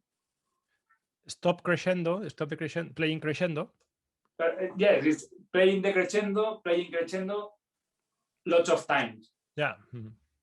You know, but like Oscar said, with the bass trombone too. You know, it's combination. Normally in a section, tuba take air. I wait from tuba take air another time. When tuba take air and play, I take air. The bass trombone wait for me, and it's a circle. Yes. You know. Stagger breathing. And Kiko, I know you know this example. Yesterday I played the Mahler 2 chorale with New York Philharmonic, and the pam pam pam pam, and they are staggering breathing. One you see in the video. That's the perfect example. You always make sure to breathe when the guy next to you is not breathing, and that's something that it's very easy to do when you play together a lot, right? It's just a teamwork. The important thing is that when you take air and start another time, is not to attack the note. You know, you must to attack in piano and crescendo, and you are in the orchestra. You know, it's very important. Professional people know this, okay? Because if you take care and attack another time, it's like whoop, you can listen in the orchestra in the recording. It's something really not professional, you know. Yeah, thank you. I think that's very good to know how different these very low instruments work as compared to trumpets, horns, or the other instruments in the orchestra. So things to really take into consideration. So, is there any other question or thank you very much, Kiko. You're welcome to stay now with us if you want. Thank you for your help. No, Oscar, I recording, okay? Yes. And I send you by telephone. Yes, okay. Like you did this morning. You just one video, okay? I just sent you an email with two pieces, okay, and you can record. You'll see. Okay. One piece is one page, super simple, and you can just play whatever comes out. If there's a mistake, no problem. Just record it, and so we can see the sound better. Okay. Okay. So thank you very much, Kiko. Christian, do you want to ask that, Christian? Okay. Yeah, short question. Is it good when writing the parts to take that into consideration, or should we just not bother and the players will find places to stagger breathing? Yeah, Kiko, si vos també t'ajudo a contestar. O sigui, que preguntar si n'hi ha que millor escriure les... Sí. If I can give my approach as an orchestrator and see, that's what I would do as my suggestion, and see what Kiko thinks about this.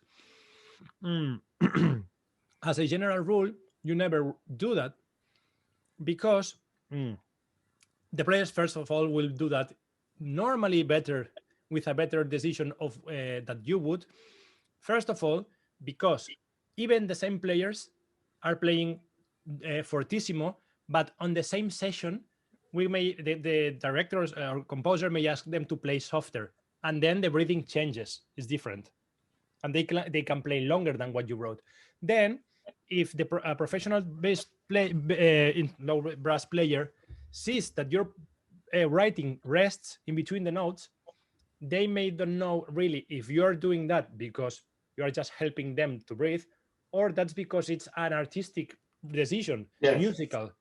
And then they don't. But if you just write like the contrabass, the long note, they will do their best they can to play as a long note. They will put all these efforts to do that.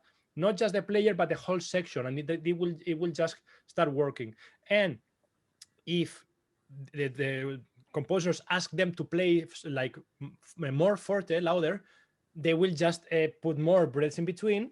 But sometimes if it's written already, it might get even confusing for the players, because sometimes I normally let them do and just they just, of course, and I promise, when you have like a super big section of two tenors, two bass, two contrabass, tuba or chimbasso, you don't hear them breathe. It's just amazing the how seamless it sounds, really.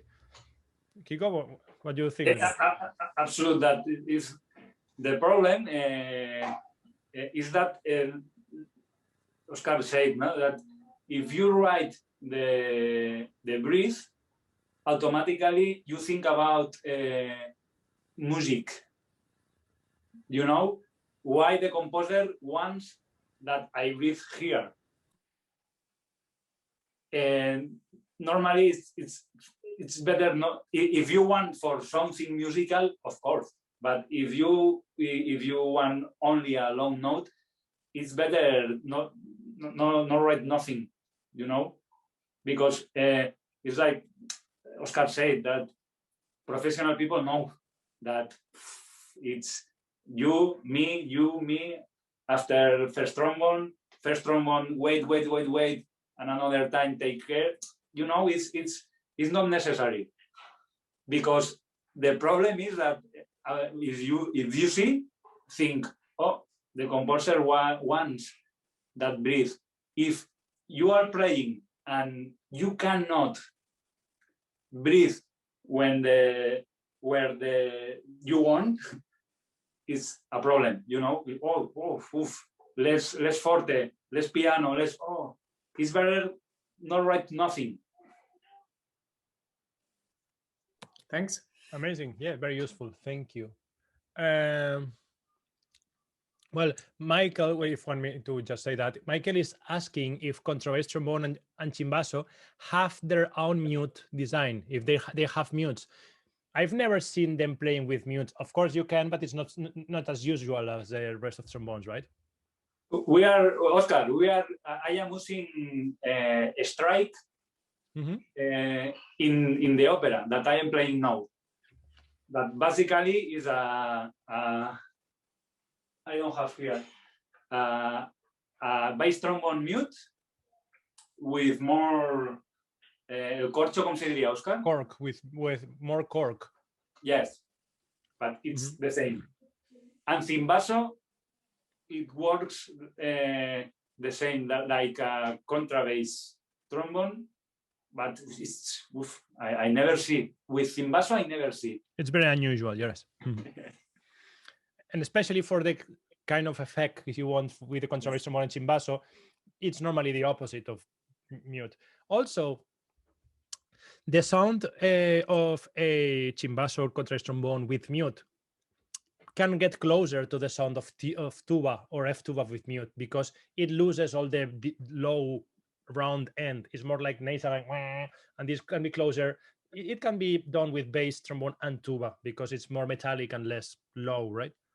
With Oscar, it's like you say, with contrabass trombone with a straight mute, it sounds like a bass trombone with straight mute. It's not very interesting, Thank you. So I think I'll leave Kiko if he wants to try to record something for us. Kiko, I sent you an email and a text, and you can open your email on iPad. And with what did you record this morning with your phone? But yes, with my iPhone, yes. Yeah, the same thing. If can you just do the same thing? Okay. Thank you very, very much. And I think it's super useful. Thank you can, for. Thank you. And now I'm going to play some examples if you want to stay or you want to leave or whatever. Okay. Gracias, Paco. Gracias, Paco. Gracias a No, vosotros. gracias. Thank you. Bye. Thanks. Bye. Okay. Thank you, everyone. Sorry about the problems we had. And now, very quickly, I'm going to, again, first share my screen. Okay. Very lastly, I think it's a great, again, I think knowing about bass trombone, contrabass trombone, chimbasso, which is pretty much somebody will kill me if I say it's pretty much the same, but it's really close, right? In terms of sound. I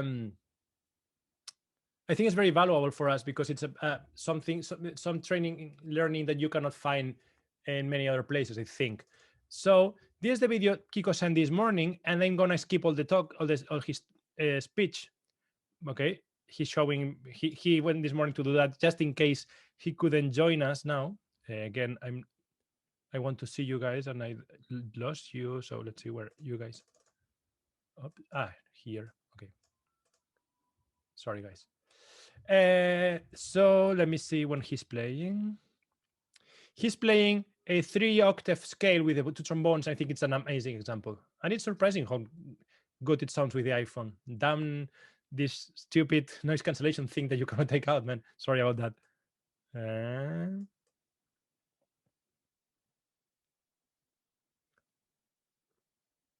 Bass trombone.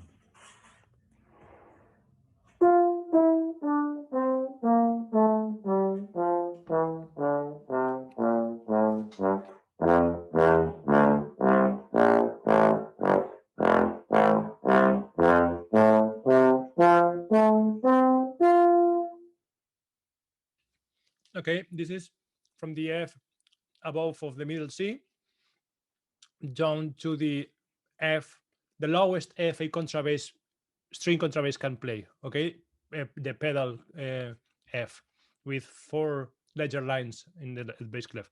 Now he's going to play the same thing on the contrabass trombone. Let's play now from F4 to F1 with contrabass trombone.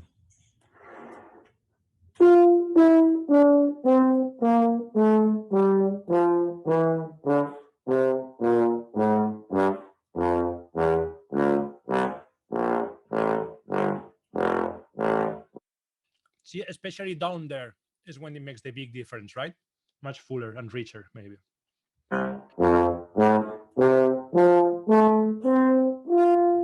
Now I play the same excerpt from Rainbow Opera, the final opera excerpt, and you can listen. Sorry, just because you already spent so much time.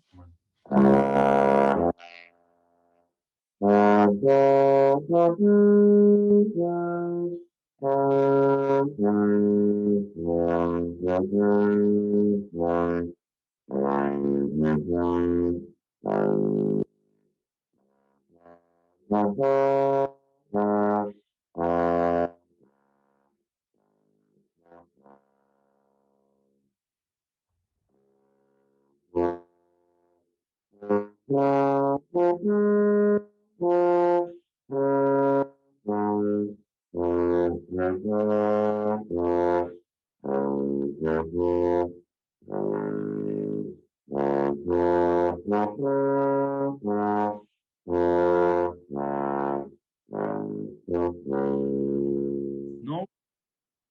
Okay, I think that's enough. I think the word he said of subwoofer, turning the subwoofer on, is a good definition for that, right? I think it's it's a used instrument. I mean, it's used a lot, but underused for its possibilities, I think, because having a 2 trombone, bass trombone, contrabass trombone, and tuba section, all of a sudden sounds like boom, twice as big, right? So I think we have some more time now. Oh, so I think I had to finish this. So we have like 10 minutes more until the break, Michael, 10, 15? Yeah, Oscar, I Yes. got a question earlier about the slide you had one before this, the previous Yes. slide. Could you just elaborate? I believe on this one, yeah. This one. yeah. Yeah. This is where I stopped. Sorry. Yeah. Thank you. Yeah, 5 minutes before we have a break, because we also have to do the reviews. Yes. Have to do quick reviews. We have to do finish this, and there's some score examples from soundtracks that I prepared, and then the orchestration to score. So we can record longer as the other days. Can you guys stay a little longer tonight or today, whatever that is for you? So Yeah. I try to cover as much as I can. Okay. Yeah, because there's some golden stuff coming, I'm sure. Yeah. I promise everything. For me, the way I prepared is from the basics 2 days ago. It's like this all the time. So it's just from good to better. I'm trying to. Okay. All this info, I think, is going to be valuable for some of us. So let's go. Okay. This is what a day of sessions, a normal day of sessions looks like, especially when I am in London. Okay. So at their studios or Abbey Road, we normally record 10 to 1. I mean, 3 hours, 1 hour break, 3 hours, 1 hour break, 3 hours. And it's normally strings, brass, period. Then sometimes we've recorded strings along with woodwinds. Of course, it depends on the budget, or it depends also on the music. Otherwise, you need to pay for an extra session for the woodwinds, so it's of course more expensive. Then other times we've done, I mean, this is one day, we do this morning, Monday, Tuesday, Wednesday, and then Thursday, maybe we are done with brass, or Friday, and then we do Friday night for choir, maybe. And Wednesday, Thursday, we do in the smaller room at Air, for instance, woodwinds that maybe don't need that huge big room, and it's still big enough, and you can mix them nicely. Or we do, for some film, we did like Penguins of Madagascar, we recorded everything in London, and then we recorded choir in Bratislava, for instance, at the same time. It was so crazy, the schedule was so crazy that it was, oh really? Kiko already sent the video. Amazing. He just recording himself. So we were recording that, and I went to next room in the studio with my computer, and I was producing the sessions remotely from Air in Bratislava. So crazy things happen. So this is normally in London, because in other places like Bratislava, Budapest, Sofia, which are great places to record, of course, you don't have normally those freelance players that are available Monday to Sunday 24/7. And then some, maybe the string players are playing in an opera and are free on Sunday, but they cannot make Saturday, and then you have to do all Sunday 3 sessions of strings, and then on Monday brass in the morning and afternoon, and then in the night you have to do strings. So basically, as long as the number of sessions suits you, of course, it's okay, right? I mean, but yes, the general rule for this was just one example when you are planning, but I would suggest not to record more than 2 3-hour sessions, or no more than 6-7 hours of brass per day. As you see in London, we record 3 hours, and they are all the time super loud and everything. It's hard. I mean, the longer, the harder for them. Okay, so just keep that in mind. So just don't plan to do 8 hours brass sessions. You could, and they will probably say yes, but it's not going to get you the best results. Maybe if you're doing 4 hours brass sessions, the last hour or the last bit of the last hour, you're going to notice that. And if you're doing on top of that an evening session, the last hour and a half, if you have been playing loud all the time, of course, you can notice that. So just save them. And then after an 8 hours worth of session day, the day after, they are still tired. But if you do something like this, they are fresh the whole week, if that makes sense. Okay. Okay. So if you're doing for other projects, we've done, of course, this schedule full orchestra the whole day, 3 and 3 hours. But like I say here, In that case, brass players are not playing all the time normally, so that's a different scenario for them. Okay, that's a different situation. Okay, although it's very, I mean, more than 7-8 hours is a lot for a player, physically, mentally. Okay, so okay, moving on. Tips for efficient sessions. I wrote that for you guys. That is not brass orchestration anymore. It's maybe just like more general, but I hope that helps. I tend to write down dynamics, articulations, and slurs all the time. I mean, if there are 3 bar rests, boom, I put them in again, especially in hairpins. So you guys are precise with initial and target dynamics, meaning if a crescendo starts from mezzo piano, specify at the end of the note, although is that if there's a rest after that, specify if you want a mezzo forte or a fortissimo at the end. And that obviously is going to make a huge difference. And that's most likely make you repeat a lot of the time because they didn't play the dynamic you were supposed they would. Okay, Kiko just sent me the videos, 2 videos, so just let me just tell him super quickly.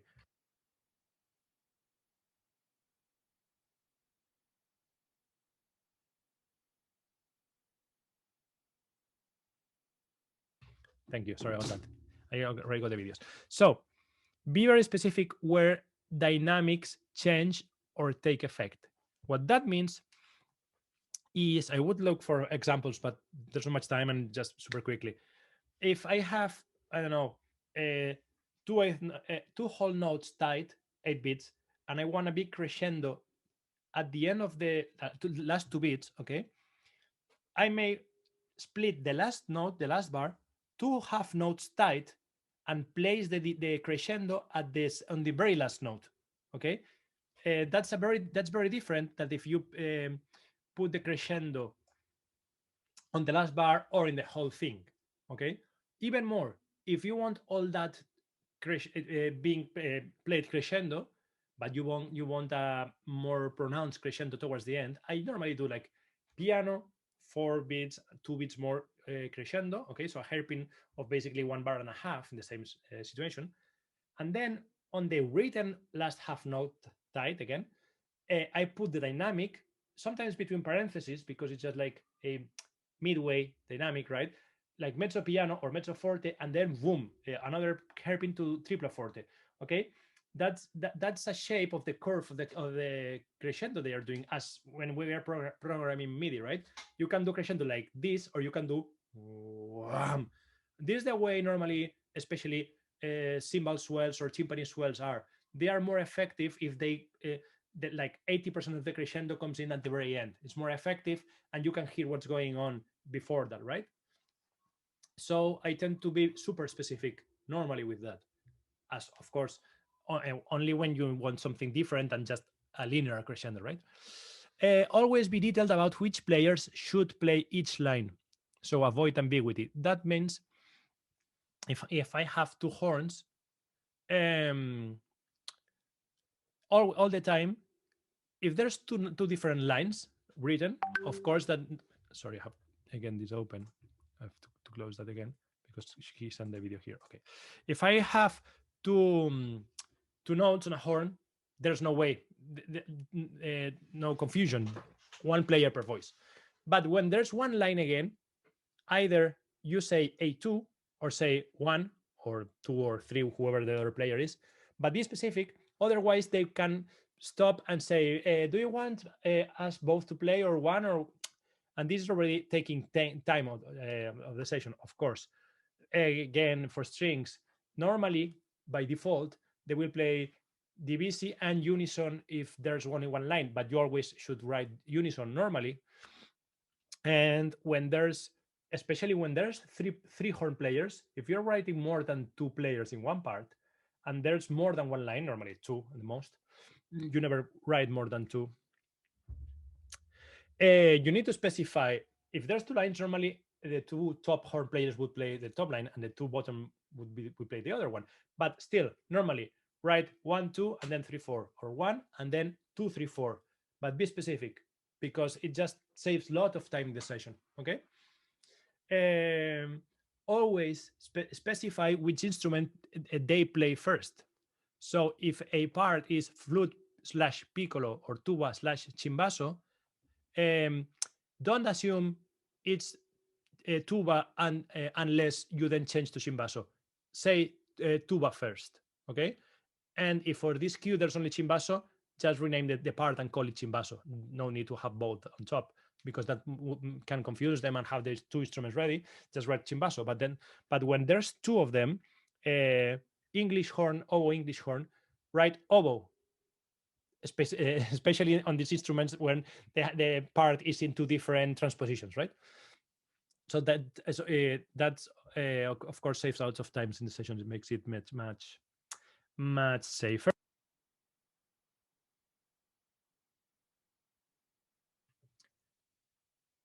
Then it's a good idea to tell wind players when to breathe, rest commas, stagger breathing. Okay, that goes especially when there are, for the long notes, we already discussed that with him, and I agree with him. I mean, it's pretty easy, but when it comes to like then you normally write, I don't know, I'm sure you've seen many ways of doing that, but flute one, two, one, something like that, right? Or all the players, if you want them, of course, louder, you want to have all the players, and then you have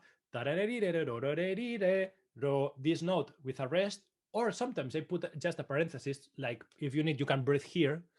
And the other player, I could say this, like a different note, right? With parentheses or something like that. So you are giving them ideas so they don't breathe at the same place, but you still have all of them playing. It's a good way to help them, but not necessary. I mean, if sometimes you just write, like I put here, stagger breathing, and they will just manage, which is a good idea. Or on a small pause between takes, they will just do like pam, pam, pam, 3 commas, and that's, I mean, that's not really big deal, okay? And a nice layout. You'll see this is not my finished part because it wasn't copied. I'll show you guys the one Kiko's playing from now, but it's my template before making the part, so you'll see it. 7mm or more or bigger staff size, up to 7.4 millimeters. That's the size they are playing London normally, and not too many staves per page. Okay, that makes it much easier to read. There's no problem of having 5 pages more, but just let them, be spacious. I had the mistake in the old days, especially when I was writing here for concert bands and stuff, to try to condense as many steps as I could in a page, and there's no point of doing that. I'm sorry about that. I know we want to save trees, but especially for sessions they are reading, as soon as you have a 2 measures rest or something like that, you can break to a new page, and if that makes your life easier, just do it. That will help. And use smart page turns when empty bars, or when there's a new section, because maybe they are playing for 80 bars straight, but when there's a new section, they can punch in here. That's more likely that's going to happen. So just do that there at least. Okay. Of course, that goes. This last tip goes only for recordings, not for concerts. Oh, leave room for notes. Use narrow barred rests, empty staves at the end. Sometimes, the piece ends, and if then instead of leaving half the page blank, there are empty staves where they can take notes or add this cue line from the horn or something, which is not super useful, or used at least, but sometimes may be helpful. But normally the copies does this. I normally not do that because that's not so super used, but sometimes it's a good idea to have. And narrow barred rests mean, I don't have a part here. Let me just find one for you guys. If you know that in Sibelius, for instance, sorry, Rolf, I'm sure you can also do that in Dorico. Is this? Look. Narrow staff bar rests means like this one. See how the bar rest is just not taking all the space in the bar, and that allows you to write some music in there if needed, right? it seems stupid, but sometimes can be useful. I learned that from Jill, our amazing copyist in London. And then use cues. Let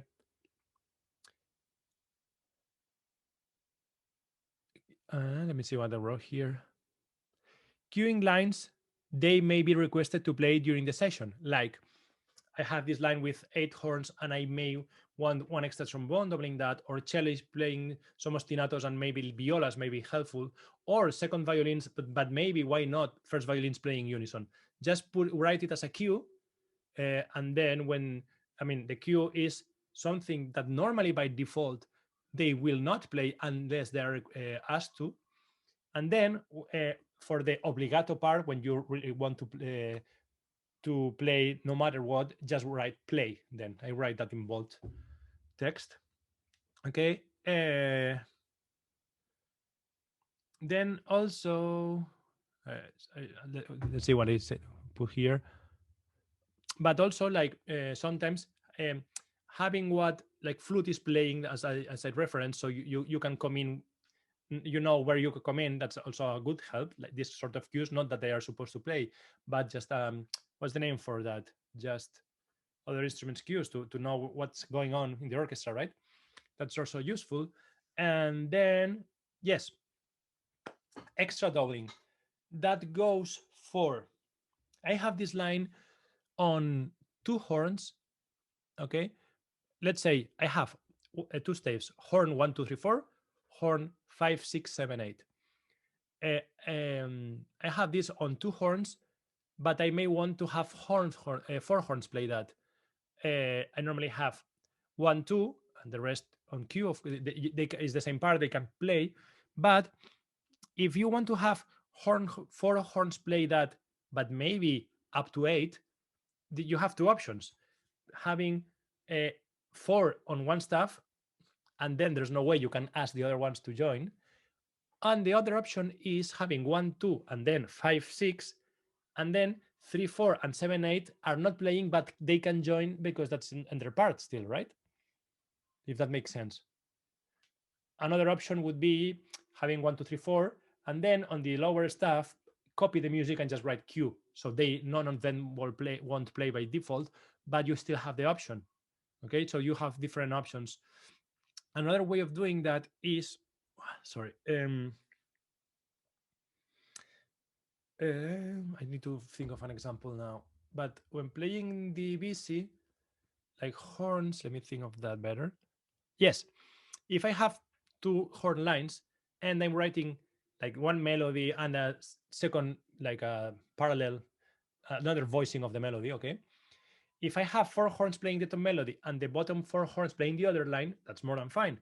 But if instead I have the 2 lines in both staves, they're playing line A, line B, line A, line B again. This way, you can do some adjustments, like have one more horn playing this line or one fewer horn playing this line. You can do readjustments because all the players are seeing that. Or even more than that, you can still just get rid of the lower line and have all horns playing the top line, as long as all are seeing the same part.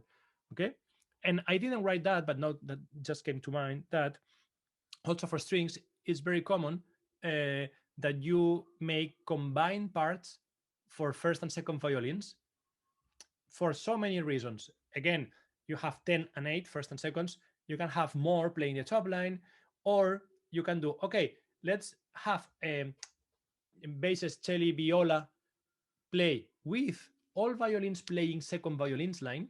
Boom, you record that. And then on an overdub pass, let's grab all violins playing the top line. You can do that. Okay, so that's very useful.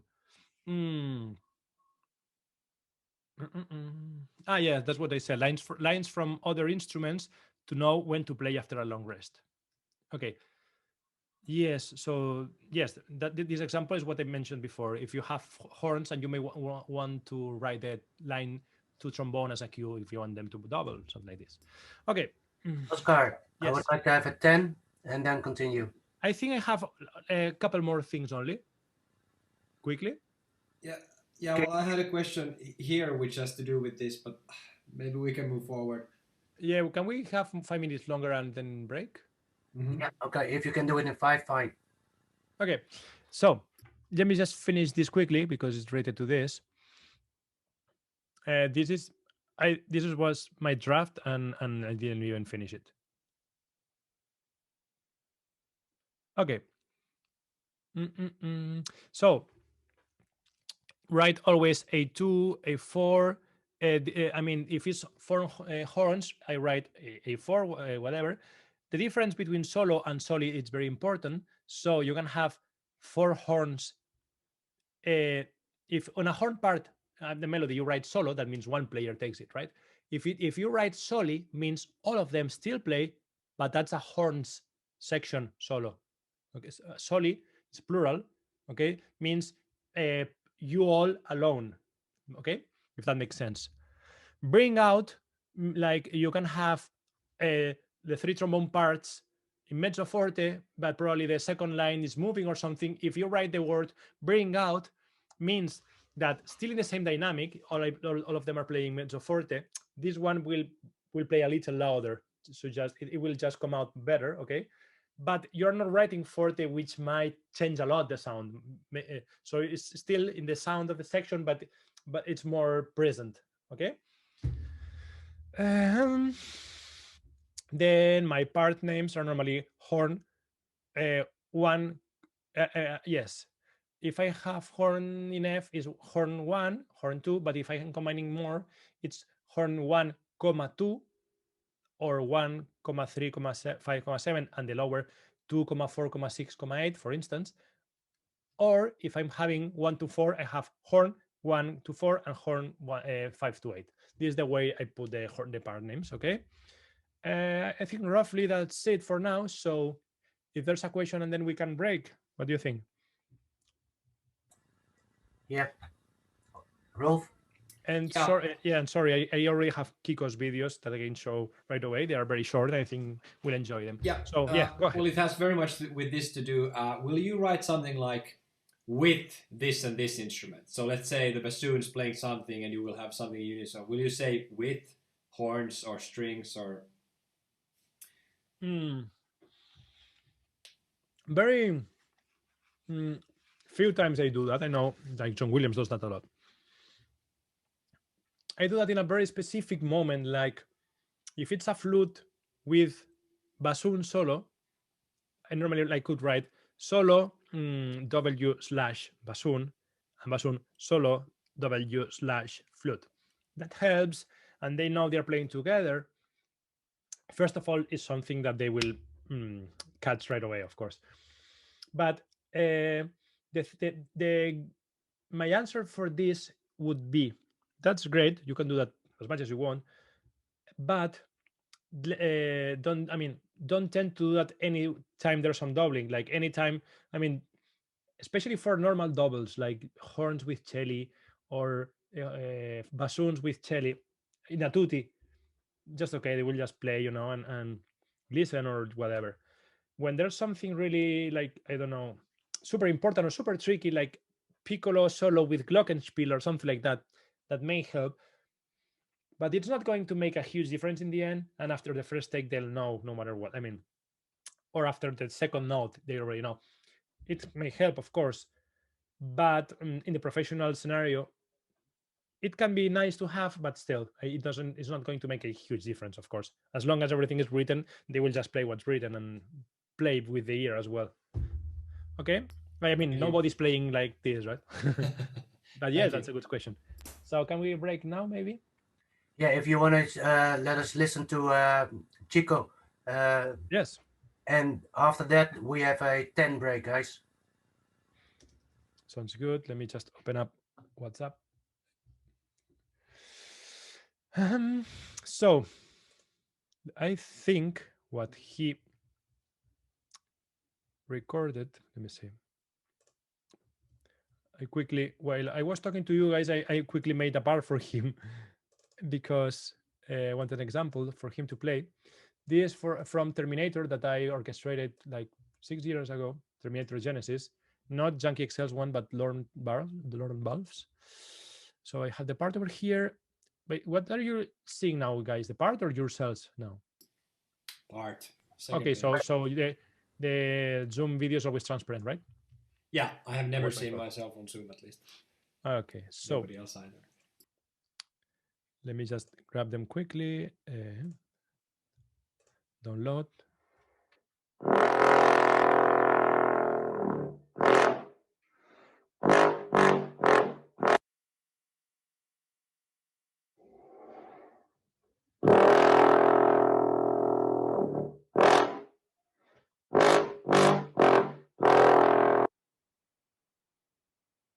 Okay, so very quickly opening. I already got the files.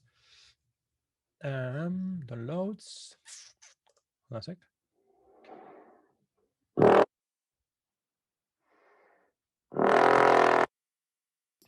We might Okay. be clipping. I'm not sure. We might be clipping. Were you hearing that?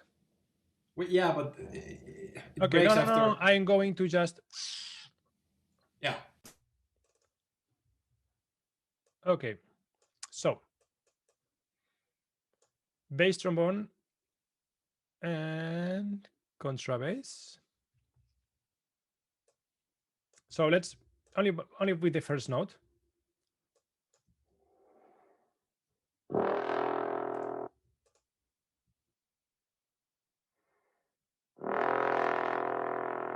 You can tell, right? Let me see. Okay, I got 220. Hold on. Okay, so this is the bass.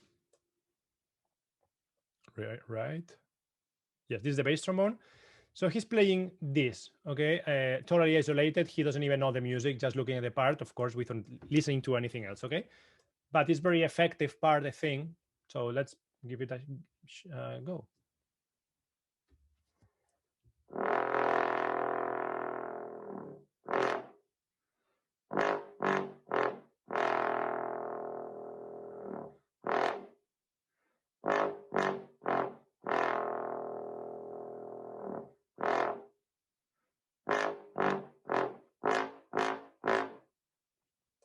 Okay, and now let's play it again. And I think you were looking at the score maybe. So now look at how many times he's breathing. He's breathing like here, and then again here, and then here again. I mean, after the short notes. Also, look at how much air he takes before he starts even playing.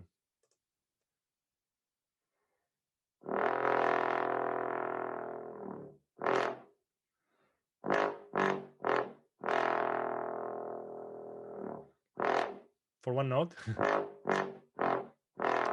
See right here what he did? He is a little even more tired, and he now did pam, pam, pam, pam. But since they are very short breathings, it doesn't really bother.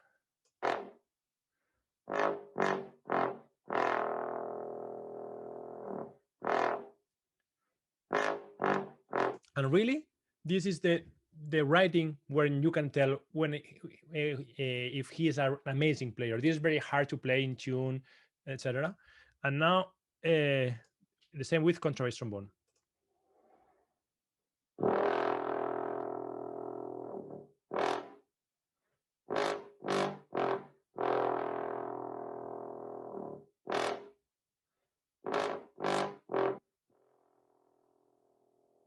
Because of the iPhone mic and the room is very small, it's very dry, we are losing, of course, a lot of bottom end, but we can still already see how bigger it is, right? And of course, because of the neighbors, he's not playing like super loud, really. It's very bold sounding.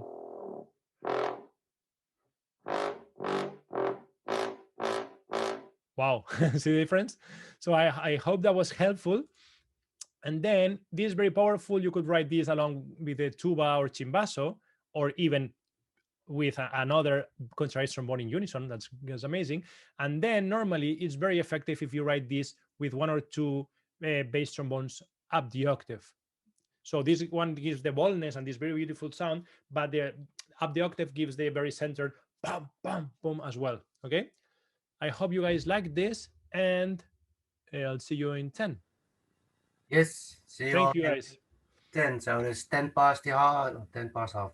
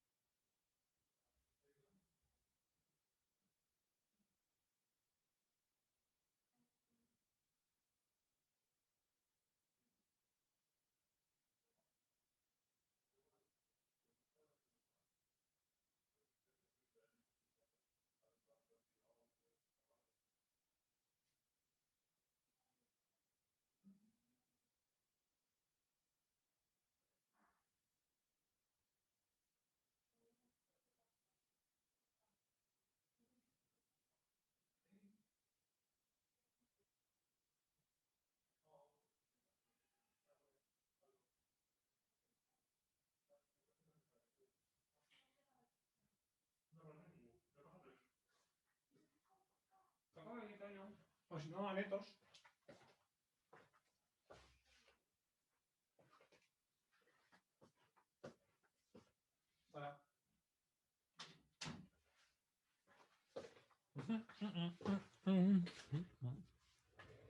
Hi everyone.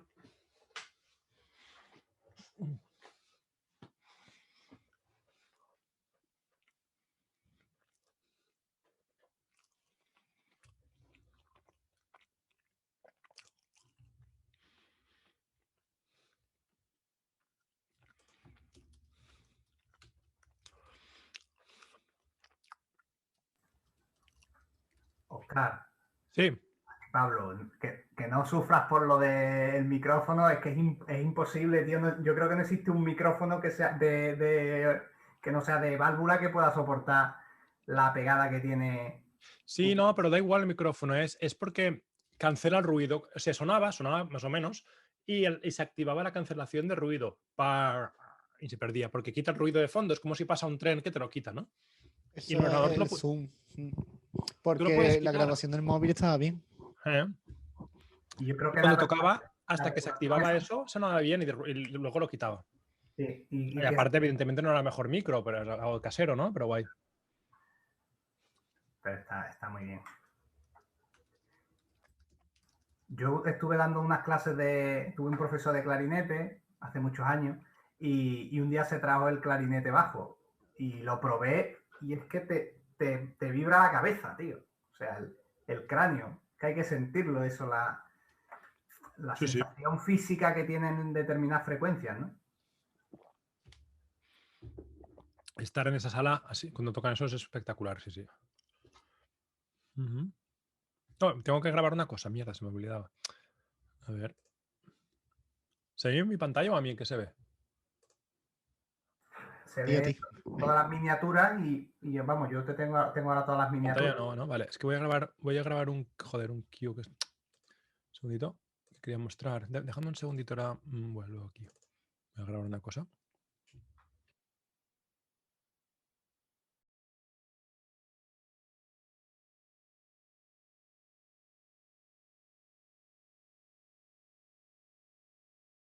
Cuando pregunten, decirles que ahora vuelvo. Un segundito. Ok.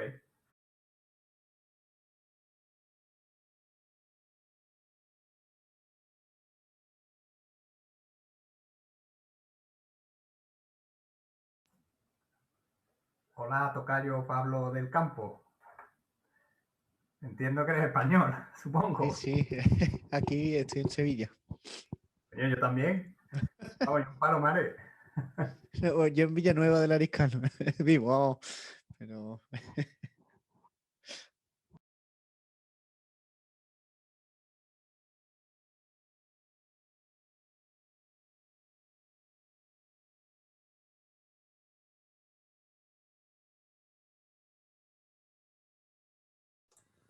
Creo que lo tengo listo. I'm here, guys.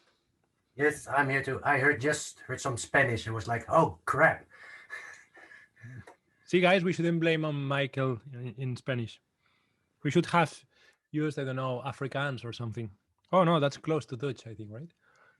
Yeah, but don't worry, I can speak pretty few languages, so What about Vietnamese?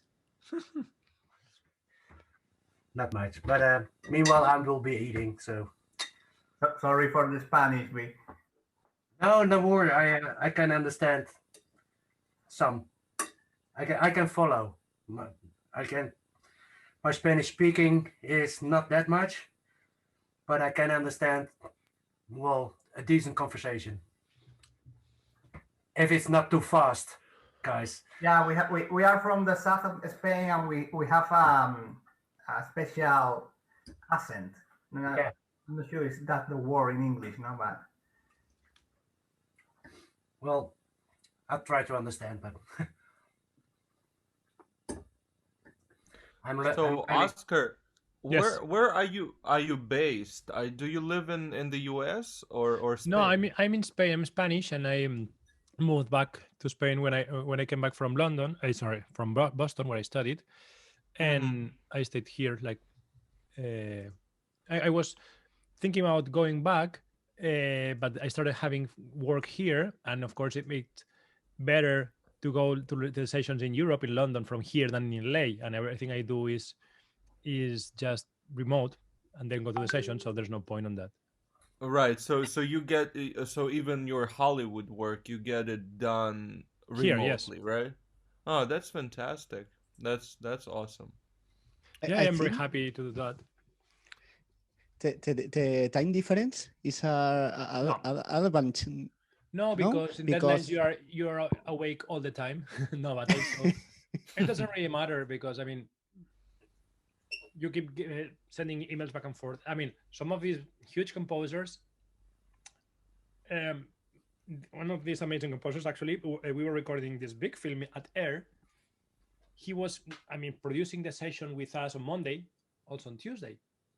On Wednesday, 8 a.m., he took a flight to LA, so he didn't come to the sessions.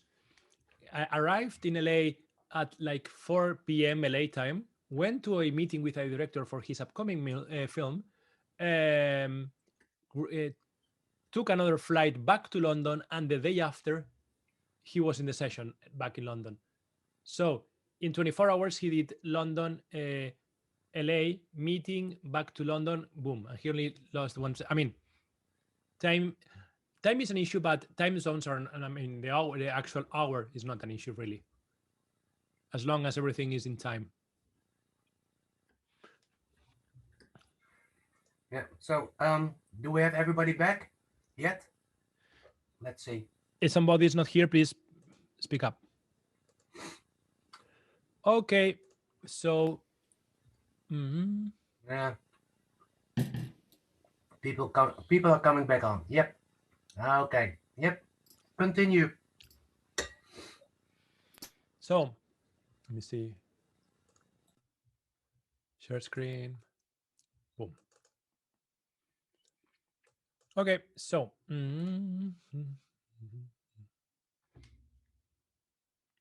was about to do something. Okay. Good.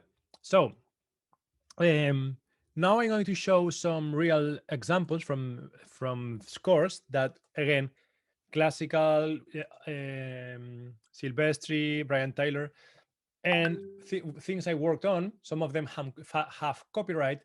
So please, like, I saw some of you guys, even from the organization, that you guys posted some screenshot on Instagram or something like that, which is great. Thank you. I appreciate that. But please do not do so with anything like scores on the screen. Okay. So remember, I mean, yes, noted, absolutely. All of us, including all the organization, which is amazing and very kind, are super cool with anything. You guys can ask us pretty much for anything, but please, the only limitation we have is in terms of copyright with all the materials that we don't own. I will pause the recording now. Yuri number 1 to 6, please. Sure. I'll go with the 3. Okay. Who will be number 3? Yes. Alphabetically, 1, 2, 3. Mariano. Ooh. Okay. Yes. Share screen. Just open it now for you guys. Let me just download it in a sec. And download. And also the audio. Hold on. Save. And then audio as well. Boom. Perfect. So got him. Finder. It's not this, but downloads. And now is where I can find it. Why? Show in Finder. Ah. Okay, got it here. It went to a different folder. Oscar, we have a very quick question from Thomas. Sure. When the Brass by Oscar Volume 2 will be on? Sorry, what? When is Brass by Oscar Volume 2 come? Anytime you guys want, like, give me at least 1 or 2 more months to prepare, because man, this one was already. Oh, it's demanding to do something like this because. We can meet tomorrow at the same time and just continue until. I'm used to that. Yeah. Okay, No, Mariana. but yes, I'm having a great time, and if that means you guys are having a good time too, I'm of course glad to hear that. Uh, it was a big challenge for all of us, and especially for me. I'm not a professor, at least of this. I used to teach performance tuba to my students, but not this, and it comes from my knowledge and experience, and of course some research to things that are already written. And I try to do something comprehensive for everyone from the big. I mean, I try to cover from the very basics to most like um, extreme and professional, and how are you gonna call it. So I hope that help you all from some here or there. I mean, no matter what background you have, I hope you could learn something at least. And also, besides to the brass orchestration thing, I wanted to add my own experience, like we did first thing today. The new options you have for scoring sessions, all the overdub stuff, all the splitting stuff. I hope that opens a new world for you guys, because it did for me. Um, so let's play this. Looking good. hmm So let's. Uh, hold. Where did it even go? Okay, sorry. First of all, for those of you guys who haven't heard it, this is the original.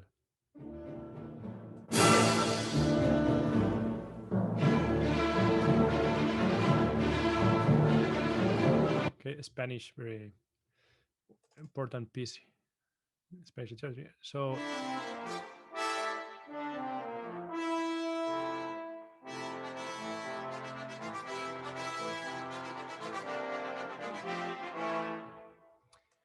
good. Okay. Things I like. I'm just playing it. Let me just also grab the original. So the original is a way playing in different octaves. So we have higher octave in the euphonium, which works. Same in trombone down the octave. And then the horn playing in unison with euphonium, which is nice. Probably I would have. I'll show you mine. Probably more. You could do more unison, because this is more a composition trick. But now, forgetting a little bit the film stuff, like more concert things, there are normally two ways of starting a piece: forte or soft. So you go from nothing, right, and build up if you want, or like very like in your face, like this piece maybe. If that's the case, you can go with like all instruments, all horns doing the melody or something. Also, in the orchestra they play like pam pam pam pam articulated, so maybe you want to use the as accents instead or something like that. So as a kind of different version, it totally works, which I like it. Uh-huh. Perfect. You could perfectly add, is there an accent, but an accent here or something like that, but especially on this one, uh, even accent with marcato, boom, bum, to bring out this like bell effect on this note. Mhm. Okay, this note here, not sure if that's a mistake or something, because nobody plays that in the original. And then I like how you're layering up things like this instrument and then adding more instruments here, which is nice. You could even add one more if that's of course a way to create this crescendo effect by orchestration that we talked about before. And then it it would have been nice having the tuba. Why not? Especially in this big kind of music. Mhm. But yeah, overall, I like it. And in terms now of instruments, ranges are perfect. Maybe you could change these two, so the lower ones on the bass trombone, right? Euphonium is perfect. In the concert band especially, it uses to double a lot in the octave, like this range is perfect. The tuba normally. Yeah, but overall, I like it.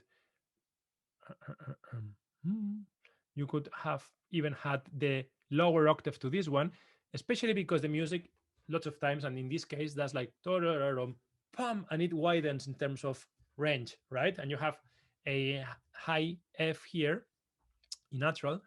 You could have had bass trombone playing this lower octave here as the contrabass does in the orchestra.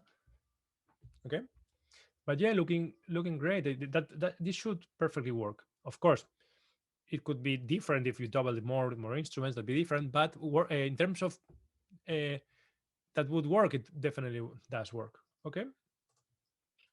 So yeah, I think that's yeah, a great. Can I do a question? Yeah, sure. Do you think that it would be get less? Sorry, I don't know this word. It's okay. Happens to me all the time. On the meantime, I'm trying to find mine. I hope I can find mine somewhere. I mean, if I would double too much in the second page, would be more like slower or like muddier. Or... Well, that's the point. It's not a low register, and well, the horn is not too high, maybe, but still, I mean, yeah, you could bring the horns up the octave, maybe. But if they are good players, that shouldn't be a problem. Okay. Yes, so, but that's a good point, really. Especially when there are trombones. That happened in my arrangement with trombones because of the players. The arrangement was fine, but still, it is something you have to consider, of course. Okay, gotcha. Let me just see if I can find it now. You should be able to find it somewhere. Meanwhile, Oscar is searching for. I forgot to mention that we also have a alumni group on Facebook. Wow. Which I will post the link in the chat in a minute. And if you're not member of that yet, please feel free to join us and keep in touch with everybody here in class, but also from previous years or whatever. It's a great bunch of people, and we Rolf and I tend to post some things in there. Might be funny, might be useful, might be total crap, but you're highly invited. And other people post too, nice resources or questions they have, or it's a nice bunch.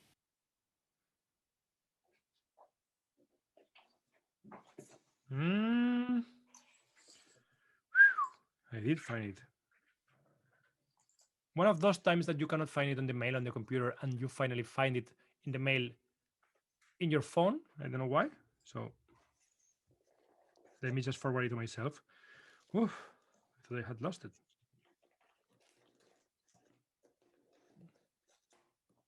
That's from like 2009 or something like that. Okay, so moving on.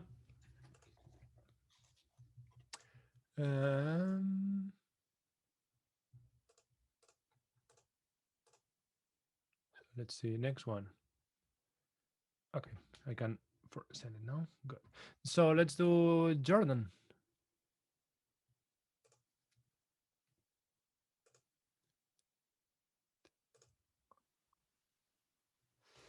Draw the notes. Perfect. And now the audio. Or no, there's no audio. That's the PDF.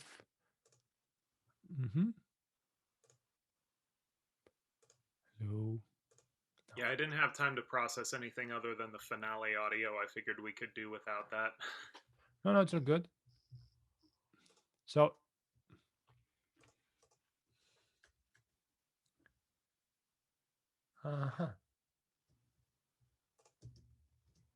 so you did the arrangement, and then there's something else you uploaded as well?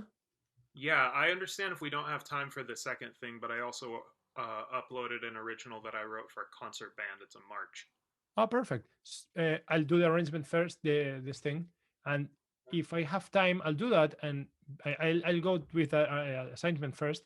And if I don't, I'll try to look at it and give you feedback at some point later on if I don't have time today. Okay, I think it's better to. That would be awesome. And I think I saw somebody in the chat asking a similar question to that about getting feedback later on. So that would be awesome. Thank you. Okay, so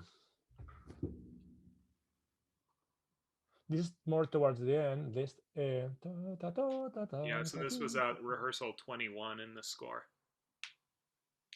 around page 73 or 4, I think.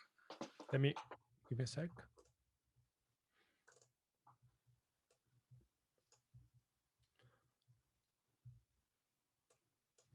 I had to really squint to see some of the original scores notation. Here, I found it. Not the cleanest of copies.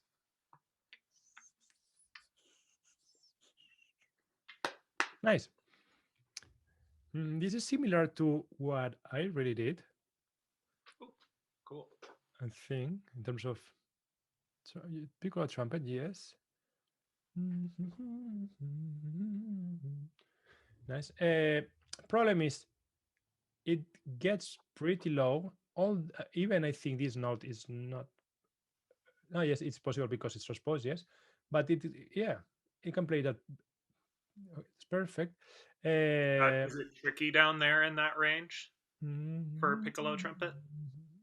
No, it should be fine, really. No, because it's transposed. No, that's perfectly in the range. That gets pretty high if it's transposed, but it's still fine. That's what the piccolo is for. And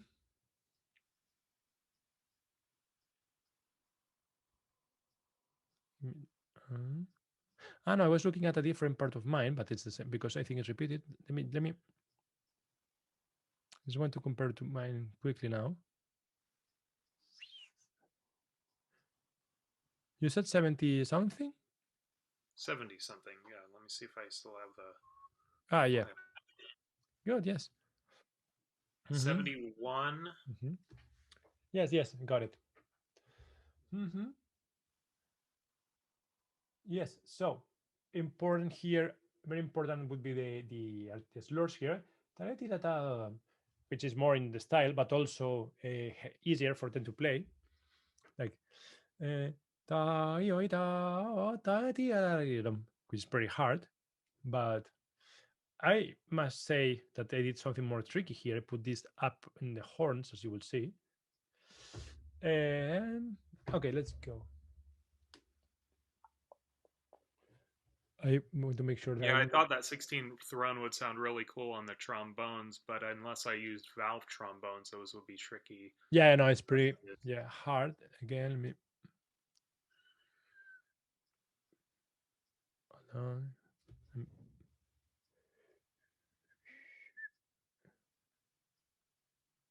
Whatever. Yes, this perfect range for the horns. Maybe it's just perfect having euphonium here, but since it's pianissimo, even just one, even two are probably enough. But it's more than fine like this.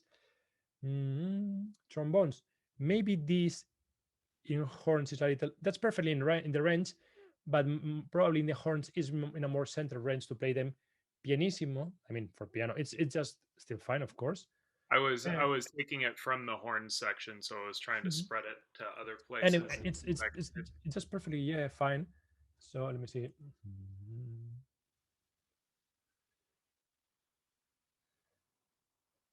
Now disposition of the chords here.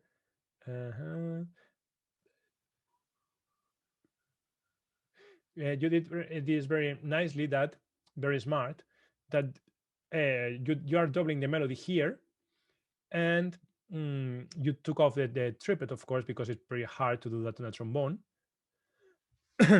Although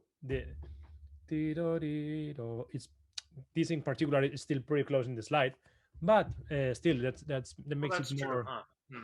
Yes, but still, valves are much nicer and easier. Then, other than that, it's piano, so maybe only on one instrument and then another one in another octave. That would be more than fine. In this case, you have flugelhorn and euphonium, which is a very nice double because they are the same family of conical instruments which blend nicely, very beautifully. So that would really help a lot. Perfect range for everyone, really. So, yes, and this is for the trumpet, regular trumpet, that would be very high. So that's just perfect for him here. Although, of course, you can always just write it for a B flat trumpet down the octave. It's a different arrangement, and it will still sound kind of high because of the rest of the orchestration and how empty it is. But this way was perfect. Of course, you just need a good piccolo player, especially for this part. But yes, but overall, I think it's pretty good. So yeah, I tried dovetailing the 16th jumps across a couple different instruments at the bottom that I ended up putting in the glockenspiel, because I was like, this would be so much simpler to handle this way since I have percussion. Trying to find the original again, because I have the score on YouTube now. Here. Well, whatever. Just forget the original then. Yes, it's very smart the way you split this with the phonium. And guys, if you are going to do some broken orchestration like this, right? Because it was very kind of lowish for the horn, and he used the phonium, which is more than fine. It's better, like he did, to use the downbeat here, because that also goes for everyone. If you're doing flutes, staggering, or woodwinds, or even violins, and they are doing if you have the connecting note like the downbeat, instead of playing you have all them playing the connecting note to the other ones. It's not really going to sound louder, really, but it will help them a lot, really, more than you think, to play in time. Otherwise, they tend to rush, and if you have like this supporting downbeat, they're thinking of the downbeat, and that just helps them to play more tight and in tempo. So if you have this, this will for sure land with the phonium. Okay. On the other hand, this could have been played perfectly in the phonium in terms of range, which is fine as well. That's another option, of course. But yes, also breaking it like this sometimes helps them in terms of agility. It's easier to do than it just makes it sometimes it's just easier. So yeah, very great job overall. Oops, sorry, that's really original. Stop. So great, and now let's move on to the next one. I'll take a look to your march. Do you have a recording of your march? I can upload one. It'd still be a MIDI, but it'd be in better shape than this one. Thank you. And then, but if there are other submissions that we can work on in the meantime, then that's yes. I'm opening Christian's now. Assignment number 1.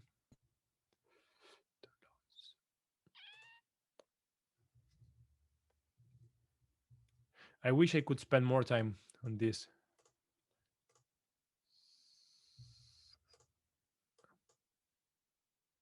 Show and finder, where is it? Okay. I don't have the PDF, so I'm missing the recording. Okay, got it. This is Christian's.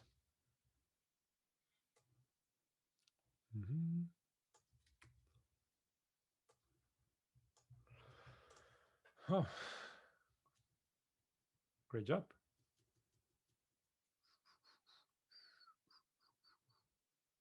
Okay, what I'm seeing here, it's great that you work in different families, but this gets too low. And what I would have done looking at this is maybe I would have used more horns or all the horns and maybe give this to someone else, especially this lower part who can go. Let's see. But it's still possible, right? Yeah, of course, more than possible. But if you want more bite, I mean, you could of course get that to trombones or tuba. But my point is that if you give that, like, euphonium is pretty similar to the horns maybe, and that may give a more similar character. Or phonium tuba, which have a close sound to the horn, but it's more than fine. That would allow you to double this, but it's more than fine again.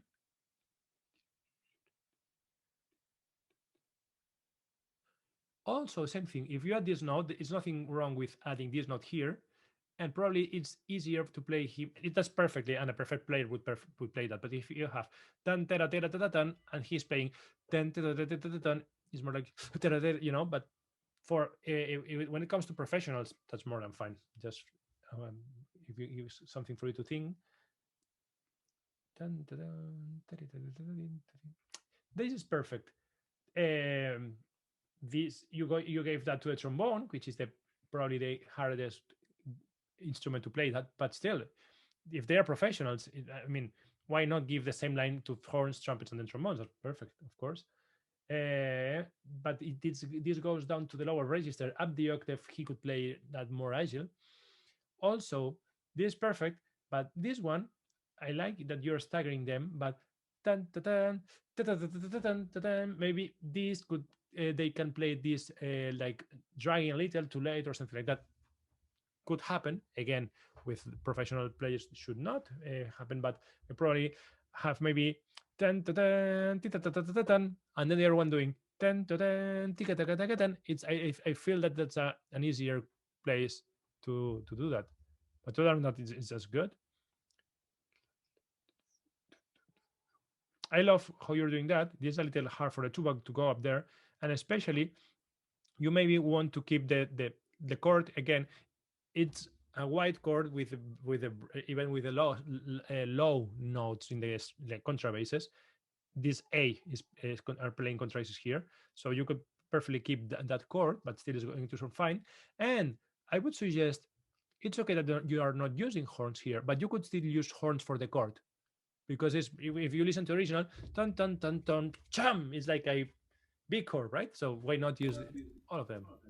I perhaps I have to say I went from the piano reduction, so I great. didn't really look a lot at the orchestra score. Yeah.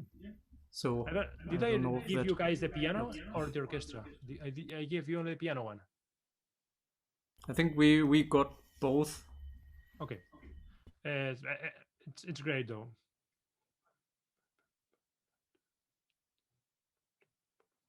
Perfect. This is tricky, but to a player will play it nice. Sometimes if you want this, which is again, it's just perfect, but maybe instead of euphonium, which blends nicely with the tuba, a bass trombone could help with the attack to the tuba for this to be more like bam bam bam, you know, to be more clear. But again, it's more than fine. What else? It's great that you added the second trumpet here. So you're building the crescendo not only with the hairpin, but also with adding instruments, which is great. This is perfect for the horns.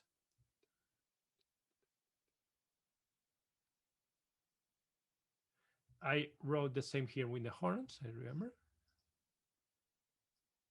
Oh no, the previous line. This one I wrote this in trumpets, but yes, it's perfect, and you're staggering them. Let me see how.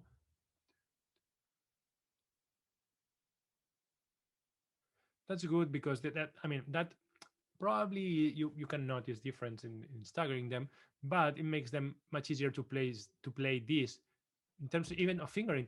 You can get a little lame, but takatatan is very easy to play.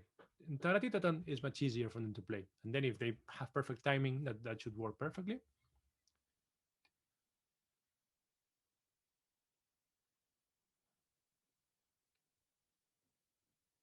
Perfect. This is perfect for trombone. Although it's fast notes, that's perfect. And the higher you go, the more you can play here, and you don't have to go to like lower positions, so you can be more agile. So that's perfect. Like it.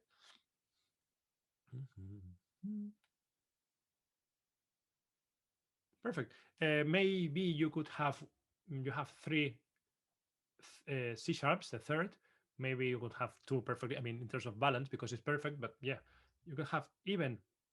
Yes. If you're having this, maybe you can have the bass trombone down the A, because the right you have tuba and the trombone boom, with a big round bottom, and then A, E, top A, and trombones, for instance. Of course, this is more than fine, but just a different way of voicing it. But yeah, it's perfect. So So to this, perfect, great job, loved it. Thanks. So moving on.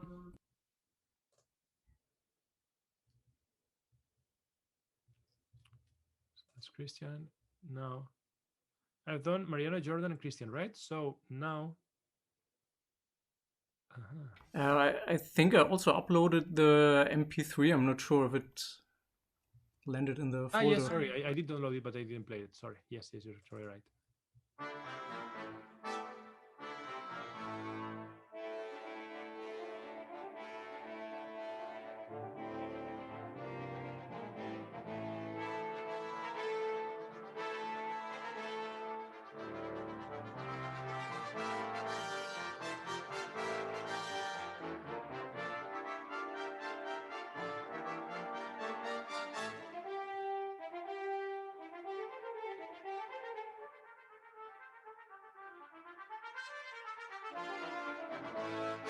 Amazing.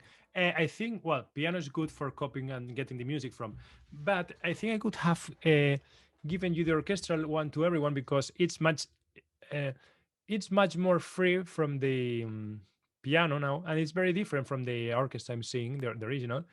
And you're doing things that make sense with what you would do with from the orchestra, and now it's more like broad and open, but which is totally fine as well. I like how you add trombone here. They should have the orchestra version. Yeah, you have that one. Yeah, they should have the score. Yeah, no, I know. But they were, of course, welcome to work from either one. It's totally fine. I mean, what I really did was I got not the orchestra, but the concert band, which I had back in the time. Oh, hello, Mango. Yes, it's Mango. He came to interrupt. The influencer. So, I mean, you can do the orchestration different ways. You can just take the orchestral band version and try to make it as close as you can, or something with the same idea to here, or which is great as well. Is an example is what Ravel did with Mussorgsky's piano version of Pictures and an Exhibition. Is just keep the music, but do whatever you feel like with the orchestration, which is amazing, and it's of course can be even more complicated because there's no limit of things you can do, right? And what I do here is I keep the same, like in the orchestra, I keep the same color throughout here, because in the orchestra that happens, and then maybe it makes sense. But from piano, like it's like you're open and you can do everything, right? So it's just perfect. Is there? Yes, here. Bam, bam. This is perfect, but maybe I would add somebody else here because there's only a trumpet doing this, and then trombone and the octave. At least trombone up the octave here would help, or two trumpets or something like that, because that may get a little lost. But other than that, it's just fine. Who else now? Sorry, I said 6 for the number, but there are actually 7 because there are 2 Pablos and I just counted them as one. So there are 7 in total. So the loading. I'm doing Pablo Cervantes now. Here you are, Pablo. Hola. Partitura. Okay. Good. First of all, first thing, normally, super important thing that I didn't mention because there are so many things to mention. Let me close the window, sorry. Is normally when you have this, I normally write in the score bass clef here for the horns because it's just much easier to read. But the horn, since it is an important transposition, B flat to C normally is no big deal, but since it's like a fifth is a big transposition, normally, unless it's much lower than this will be inside the staff for the players because this would be E, this would be B natural here, right? So you don't need bass clef for them. But for the score, I would add bass clef just to make that easier to read. But then I would make sure in the parts it's in treble clef unless it's really low still. But just a note.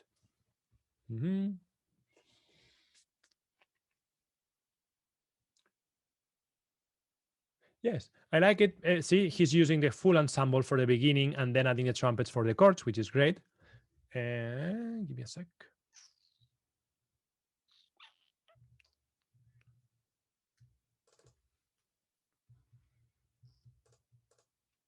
which is basically what I did.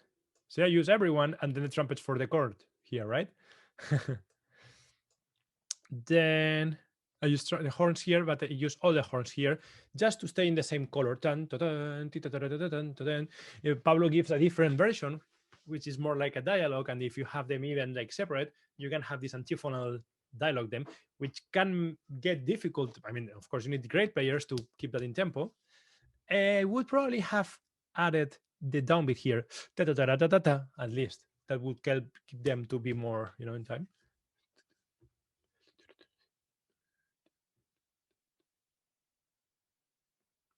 Yes, I would have added the last note here. When you hear the orchestra, or at least my version, you understand the original. Does that. Maybe the piano is different, but it really does that. So because it does tan titan instead of tan tatin, whatever. But yeah, it's more fine. I miss that because you see that the last note it's in trombones and bass trombones, Yes. Okay. and the rest in the horns and trumpets. Okay, so it's a mistake. Okay. Doesn't have any sense. Yeah. Okay. Perfect. I will expand. I should expand the last short. Perfect. Yes. Then it's perfect. Then here I would well, actually, the way I write this, pam, pa, pam, the sustain note, I'm putting a rest in between, so it's easier to hear to this pam, pa, pam, so they don't play ta ta very sustained. That would help the horn players. It's good that you're using all horn players. That will work perfectly. And I like also you have the very open chord, like I was mentioning here. Oh, I just realized, yes, the version I used was in C minor, maybe because the original in the concert band was in C minor, whatever. Pum, pum, pum, plum. Yes, it's amazing music. Here, well, you're not doing the rest here, but you're doing the forte subito. Well, I thought it was, sorry, forte piano, then would help. Forte subito, you normally don't write forte subito if there's a crescendo normally before that, because it means from piano you're subito, like all of a sudden playing forte, so maybe don't need for that. You could rather write like probably add like mezzo piano here or mezzo forte, pam pam pam, if you want that for the crescendo. Otherwise, they start forte and will end. Yes, okay. I got you. You want to play from forte to fortissimo or something like that. Then what I would do is I write the fortissimo or whatever it is, or più forte if you don't want them to get to fortissimo, and then forte again. Not subito. Forte is fine, but yes, do add what I said today, the target dynamic here, the ending of the hairpin, so you know exactly where to go. Of course, they start from a forte. There's no much to go to, right? But that would make clear fortissimo and then back to forte. Sometimes this also helps. Okay, but yeah, the arrangement, I think it should work very nicely with the trumpets, with the brass. Great job. Thanks. So the other Pablo now. Let me.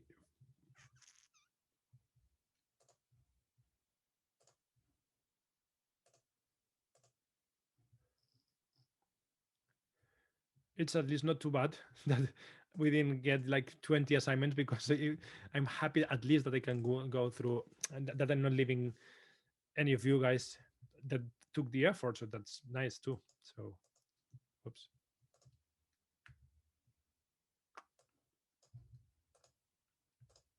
So I cannot see both at the same time. Okay. Okay. Normally that's more than fine, but normally I tend to write percussion actually in 5-line staves. Normally, especially for the orchestra, and I perfectly combine. Let's see. Maybe I did it like you now because it was long ago. No, I don't read it like that. And then you can combine like bass drum and cymbal and the same stuff and stuff. Especially also in Sibelius, it just takes the same space as the normal. I mean, you can drag them up and take it, so it takes less space, right? But other than that, there's no really. I mean, you're using less ink, and it's totally fine. A lot of people do that, but just for me, just my personal thing. And here, this is more important. you have a lot of instruments here, and you're ending before. Of course, I'm not using all of them, but I would just use, like I show you with mine. What I did is just one or two. I mean, in the end, you just try to put all the percussion in as few staves as possible, like this: timpani, and then cymbals here. Boom. Glock. Sorry, it will be in Spanish, whatever. And then timpani, bass drum. Sorry, suspended cymbal, timpani, bass drum. See, so as much you can put in fewer steps, the better. Otherwise, it's going to take a lot of space, you know. And now it's harder for us to see, as you can see. There's no audio, right? So just nice. I like what you're doing here. I thought the word trombones. That's fine. Trombones. At least you're using bass trombone, which is great. At least for this. Also, trombones would be good for that. Pum pum pum pum. I like the color of the horns here, and I like the original. And I love that you're using the same instrument. Dun, dun, dun, dun, dun, dun, dun, dun. They can perfectly play that in one breath, which is perfect, and that's perfect for the euphonium as well. Starting from it's more than fine, it's totally perfect. Normally, I tend to, if I'm doing this with trumpet, I would maybe add this with trombone, which is euphonium is more than fine, and trombone and trumpet are both like more brilliant if you want this sound.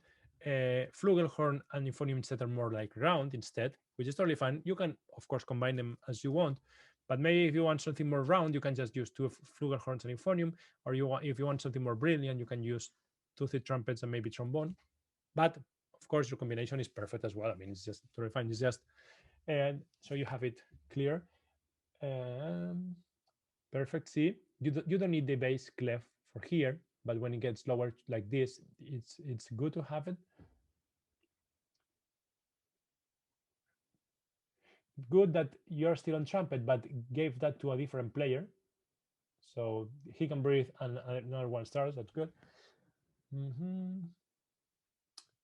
Thing is, you'll probably have some drop in volume because you have one euphonium, one trumpet, one trumpet, but then you are losing the flugelhorn player here.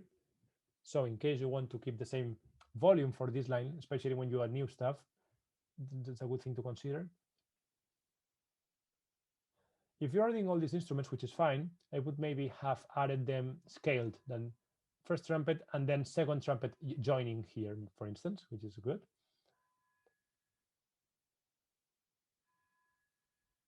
Here, there's a lot of unison, and maybe it's great to have these horns in different voicing. You're doing the melody, which is fine, but maybe all this it's a little too much.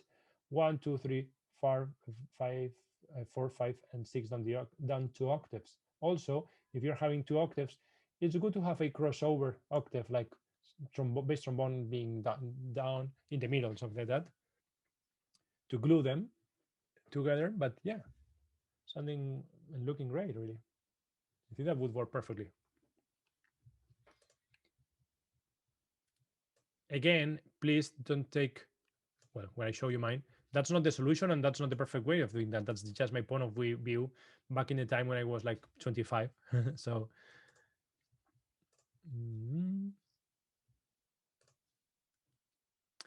so we already did Christian, Jordan, Mariano, Pablo, and Pablo, right? So we have left Scott and William. Is that correct? So let's go for Scott now.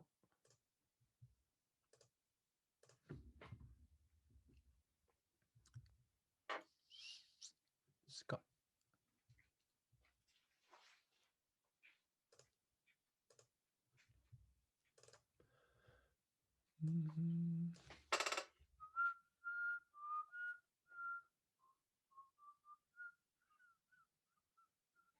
So this is a typical. Well, no, not. I thought it was a. Sorry, brass trio, but it's not because there's more voices here. There's no audio or anything, right? No, there's no audio, but it's designed to be a part of a theater show that actually is coming up soon for me. Very nice that you only have one trumpet, or how many players do you have? That I'm not sure of. So it could be one, it could be multiple ones, and I figured they could just double, hopefully, if there is more than one. But there's just one sort of melody line there anyway. Okay. No, yeah, the reason of the question is if you have more, it would be great again to have one in the middle octave here, maybe to load them. Okay.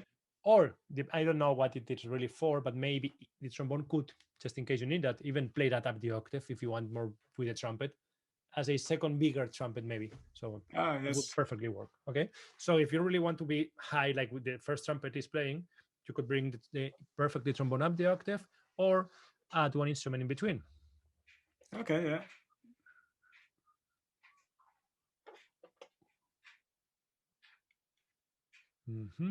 I guess this is E flat here, right? Oh no, sorry, it's transposed. No, again. So okay, okay, then.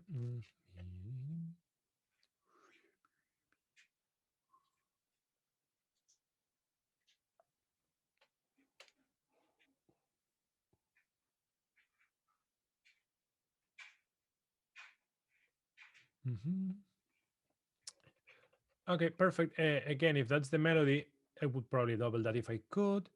If you want, I mean, if that's if nobody else is playing and that's like that's it, maybe you could bring trombone down so you have some bass line like on the Okay. octave. Okay, so you Yeah. have more like a bigger range. It's And if actually it's sorry, yeah, it's designed. I mean, there's no one else musically playing, but there will be a sort of a game show announcer coming in right there, and I don't know exactly where, but it'd be a live aspect. So the first repeat section would be the intro, and then once it goes into that second section, then they would come in whenever they can. perfect. Yeah, in terms of French and everything, it's more than fine. Everything should work. And that's it. Well, I mean, it just worked. Nothing much to say really. So yes, you can maybe add. Oh, and if it's big, you can of course add some horns here, or at least in second or third time they repeat, you can add more instruments if you want a sort of build up or something. Yeah. You Okay. can Yeah.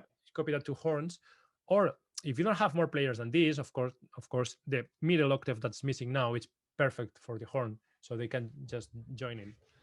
Or another, if you want also to build up, also apart from adding more players, you can have this octave in the horn, the lower octave here in the trumpet, and then as you keep building up, you can add the top octave later on, which is also a Okay. good Yeah. idea. And If the you're whole yes. yeah, the whole sort of feel of it is kind of very sort of dance party like, kind of like if you've ever heard James Last sort of swinging, bouncing kind of stuff. So if you have any idea how to like translate that to the players, I'm curious. If it's going to be like sharp, you can even add those like jazz accents, pa pa pa da, pa pa pa pa da, da. Or even okay, a good point here. If you want them to play here, this value, it's for me better to write a eighth note rest, eighth note rest, because sometimes they can play it longer than you would. I mean, if you really want them to play an eighth note with staccato, do write that, because this one sometimes they can just hold it a little longer than you want, and the other one is just clear. And sorry, sometimes eighth note staccato is relatively as much as short as you can normally musically, but this one can be a just shorter quarter note sometimes, which may be longer than you want, right? Yeah. They're putting some space in between, or more ambiguous at least. So maybe just doing that could help. So if I were to sing it, it would be like da da da da da da da da da da da da da da. This, if it was Mahler or Bruckner, this means sustain marcatissimo, but in this kind of theater or jazz thing, this is more like steps. Pa, pa, pa, da, pa, pa, pa, pa, pa, pa, pa, pa. So maybe that. And even you can use more like fortissimo if you want to break in like that and then down, you know? And then if there's very simple but you still want to do something, you can always, that we do that a lot, do like this in horns. One maybe mezzo piano to mezzo forte, bar 5 crescendo, 6 diminuendo, and so on. That gives you something else. So from this, which is nice already and simple, with the same music, you can add a little bit more if you want. So you can play with dynamics if you'd like. Okay. Okay, sounds good. But yeah, looking great. So going now to William. Hello. I had two things. One's the arrangement, and one's just a solo bass trombone excerpt from a piece William, can you put your mic in front of your mouth? Oh, that better? Yep. Way better. Thank you. Two pieces. One's the arrangement, and one's a just an excerpt of a bass trombone solo from a piece I've been working on, and wanted to know how viable that is, if it needs to be in a different key, or what would make it playable or not. Yep. And I Short? attached the MP3 just Note Performer product to this too. But the MP3, what is it for? For the thing. That's the arrangement. That's yes, just the Note Performer output. For this is more than perfect. Yes, just make sure. I mean, is it separated like pa-bam, or not sure, right? Yeah, separated.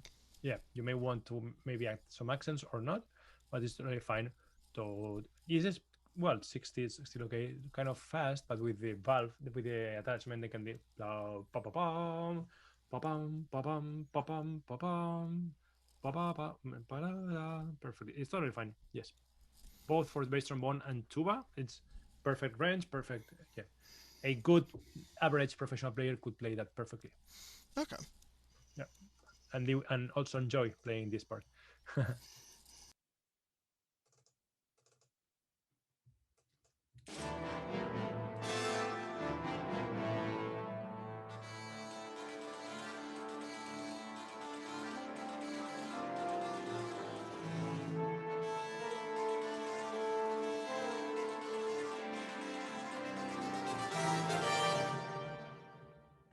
Oh, now, oh, what's going on?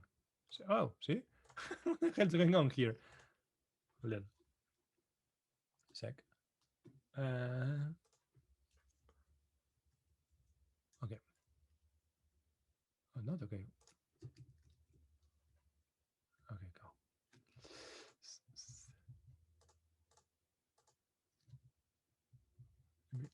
Okay, so start.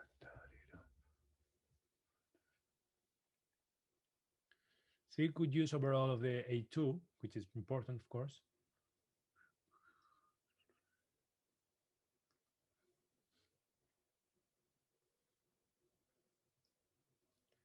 Nice switching here, to first to second. Maybe you could add the first trumpet here to join the scale here. Watch out the doublings, because if you are doubling something, especially with not with 2 players but with 4, it means this line is very important. I mean, this is like this becomes the melody, you know, and maybe that may not be what you want. So maybe I would just keep 1 or 2 players, which is, and that's it. I was thinking it was sort of the horns coming in to take over from that line. The trumpet line I kind of saw as just more of a transition there. Okay, then and the horn line as more of the primary melody. Perfect, that's totally fine. But then at least then this trumpet doubling up here becomes even more reasonable thing. Okay. To get a little imbalance, because this is will be like more in the background, which is still important. You have a very not tricky, but well, kind of leap here, still doable. Yeah. But it's a pretty big one.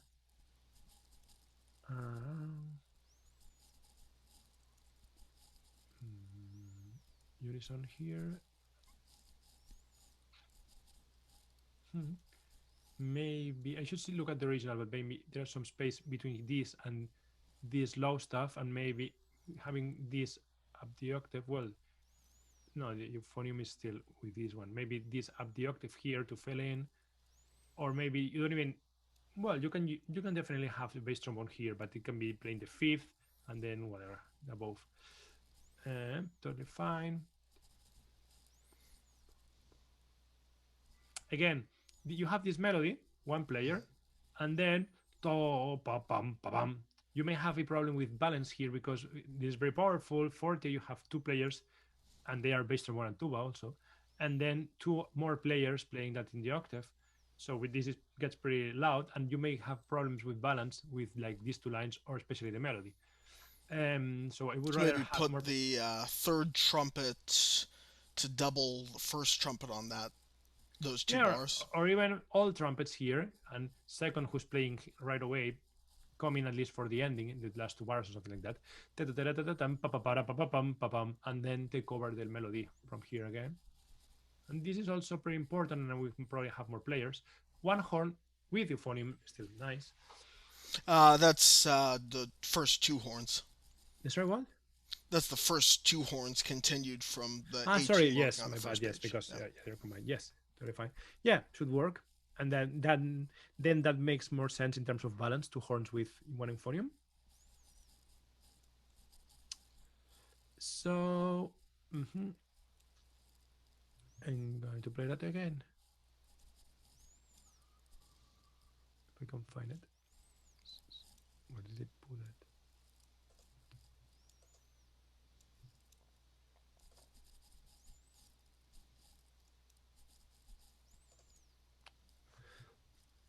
Sorry, guys.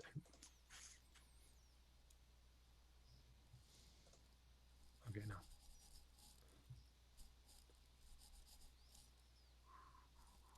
You could have, again, trombones, especially playing these notes here, and also the lower note. In the original, at least orchestral, you have the low stuff. I don't know if in piano you're missing the lower notes, but why not, right?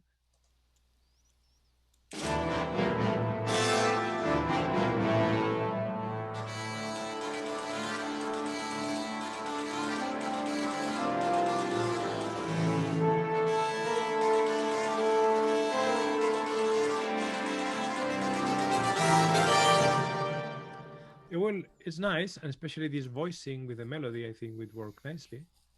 So yeah, great job. Thanks. Working fine. So now, if you want, I can show mine. I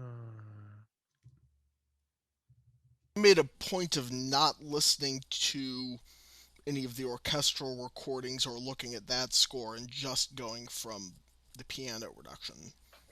Yeah, no, that's all good, and great job overall. Yes, I worked from, again, not from any of those. I had my contraband like 3-step reduction as well.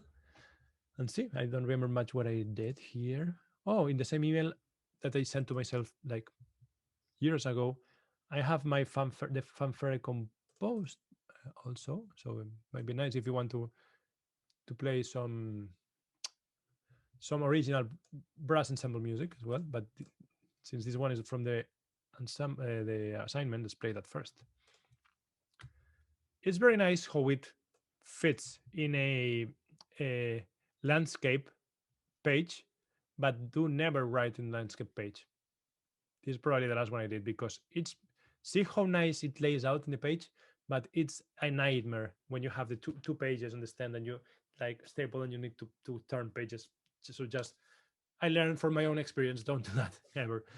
I know like jazz stuff and brass band is sometimes don't like that, but it's not practical in terms of turning pages. So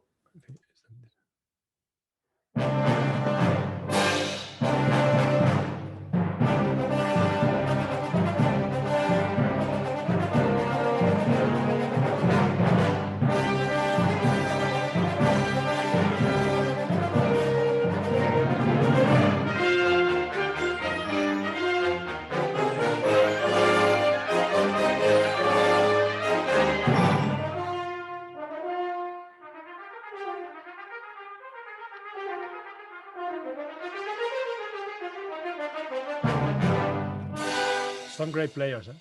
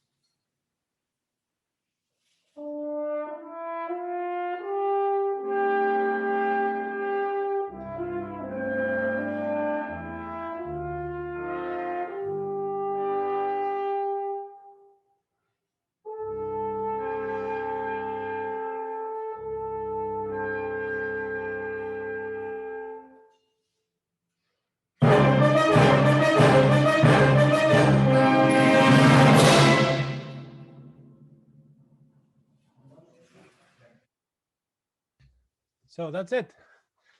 There are so many things I would do probably different now. Thank you, guys. I did it again 2009, so it's almost 12 years ago. But yeah, you see, like, I'm really amazing player. They were actually, I did like 4 or 5 days staying here in my hometown, and actually these were my great friends from my conservatory, youth orchestra that we played together, etc. And I could make this, like, put all of them living here in my town. We actually slept on this high school in the summer while it was closed, so we were rehearsing in their small concert hall of the high school every day, and it was like, I don't know, 10 to 1, 4 to 8, and 10 to 12 in the night every day, because it was a long concert like this. They were very good players, but they are not, of course, top. They were just very good players. And this was their dress rehearsal, like 10 to 12 in the night after rehearsing all the day before the concert. And then they rested the morning and the concert and stuff. But of course, they were like a little tired, as you could hear. Still, it's so amazing playing. Like this in the horns, they nailed it. I put it in parentheses because it's super high, the D, and they still played it. They really played it very nicely, but still trumpet is helping, right? See how 2 horns here can be super powerful. Pam, pam, ta, ta, ta, ta, ta, ta, ta. If they are tight, they comes out nicely. So these are things that do work, I think. Like, I don't know. Piccolo is all in sounding in terms of octave. It's not transposed at the octave because he's a trumpet player, and he was happy to have it like that. Again, tari, and it's tari da da da da from this note, right? It was very hard and high, and I wrote another chord tone just in case, but they just played it. So surprisingly, yeah. So that's it. So not that, of course, that's that by far the I mean, not even close. That's a perfect arrangement or something like that. But for brass playing, not arranging, but playing, it's an amazing in terms of the somehow the extremes, in terms of articulation, volume. This is pretty hard for piccolo trumpet. This is pretty hard for horns. Again, this is very playable on horns, but playing this tight and loud, it's not. I mean, you need skilled players and so on. So I hope you like it. I think it's an arrangement that shows the piece, because the piece itself is, and it's just amazing. Oh, you see how I just staggered players here, but they are, one player is just enough at the same time, so it just works. Also, see how I'm staggering here the players: 2 and 3, 1 and 2, 1 and 3. So of course you always need a player playing two parts together, because you don't have 4, you have 3, but there's always 2 players at the same time, right? Also here, and it's good if you keep one player, because it helps to connect the sound, right? I mean, to blend in. If you're changing 2 and 2 different ones, still they are great, but if you're keeping one, that helps blend them more, I think. It's great, Oscar, and thanks for sharing this with us. Having that said, I'd like to officially close, if you don't mind, and unless you have something else, but other than that, I would like to have the closing words by our director, Dimitri. Dimitri. And after that, do we, Michael? I don't know how I can. Sorry. Yeah. I'm trying to raise my hand, but I don't know how I can do that here with my screen share. So I don't know if I even can. Do we have? If we had 10 minutes or something like that, at least, we could close with what we said of just very quickly MIDI to mockup, not my whole workflow, but at least how I start with the MIDI that may be useful for you guys. Yeah. Okay. Let's Because have that for another 10 minutes, and then Dimitri just interrupt, and then yeah. Okay, another 10 minutes, Oscar, and then you're okay. If you guys want to say something, or even Dimitri or you guys, while I'll grab any random MIDI file that I may have somewhere. Okay, and then I can just close up. I'll need literally 1 minute Well, anybody knows any good jokes? No, but I will tell you, we will still, Michael, have an after hang or whatever. It's going to be without the recording and much more freer. Yeah, So that's going to happen still. This will still be recording, and after Dimitri has closed it off, we will end recording, and everybody is free to speech. Yeah. Well, I hope people were satisfied pretty much. Well, we're still at it, so I guess things must be moving pretty nicely. And, well, of course, we were very fortunate with Oscar. There's no doubt about it. I mean, he's got a lot of energy, the gentleman, you know, and shared some incredible, valuable info with us, I think. And I just wanted to say a little thing. A little funny story. He just played a little earlier, Far and Away. Remember from Far and Away, the one brass thing, and that was pretty funny because I remember there was a group in it called the Chieftains. I don't know if you guys remember the Chieftains. It's an Irish folklore group that was very popular in those days, you know, called the Chieftains. You can look them up, and I don't think the group exists anymore. And John Williams hired them to be on that movie. And so I just actually seen those guys the night before on television, and they were funny. They had an act going and joking and, you know, playing and great sounding shit. You know, it was really fun. I said, oh, that's great. We're actually working with these guys tomorrow. So the next day we showed up at MGM, and all those guys, I think there were like 5 or 6 of them, were sitting there, not a single smile with a cracking. And I thought, hey, we were looking forward to working with you guys, you know. It was so funny the other day, but it was really interesting. They were so encompassed in themselves as a group that the moment they were facing us, outsiders, you know, from whatever they thought, you know, of working with us studio musicians, they were completely quiet. They didn't say a single word. And later I found out that also those guys didn't know how to read music.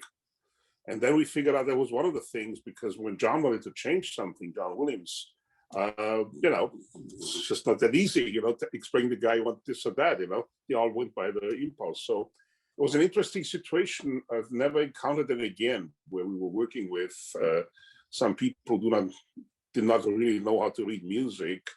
Maybe Barbara Streisand excluded, that she's supposed to also be one of those folks that doesn't, it's all by ear, a phenomenal singer. And, you know, that can create some problems. But it's really interesting within the music, film music, we encounter people that you encounter, great soloists, people like Yo-Yo Ma and the Chieftains, you know, some rock stars sometimes you work with, and it's all good. It's all very interesting. And, you know, I mean, we were very fortunate, the group working in Hollywood, just like in London, you know. And but I want to make sure that you also took one thing away from today. What Oscar was playing with for you was some very high, top-notch brass playing. So please, if I can, anything instill in your heads, keep that in mind. If you really want to record some real top stuff, find out who the players are we're going to go to, you know. Don't let anybody talk to you into, oh, it's just going to be fine, you know, we're just going to go to Bratislava and we're going to do this and Prague. No, don't be stupid. You might have to come back and redo it when you get back into your town like LA or London or whatever they have to live. So keep that in mind. I'm giving this a warning. I'm also open for people to, if they have any questions about locations, you can contact me. You can contact me through Michael or through Rolf. And I'm trying to be as helpful as I can. You know, it is very important because a lot of you are going to be scoring the first motion picture or project or whatever you have. And some of you probably have already had some experiences in one way or another. So please be very careful, because remember one thing, you have a guy by the name of the producer, and he's right next to you. And you have to keep that guy happy, as well as being able to produce what you are there for. And that's not easy. Okay? Yeah. So always keep that in mind. Okay, Michael? Yes, Oscar, when you're ready, I think a lot of people who are hanging around now yet are very curious to see your way of workflow. Yep. And perfect. Yes. Just go ahead, and I will Sure. interrupt, and then. Okay, thank you, and thank you, Dimitri, for your speech. And in very short, what Dimitri was saying, always try to get the best players you can, or at least can afford, of course, because they will pay off in the end.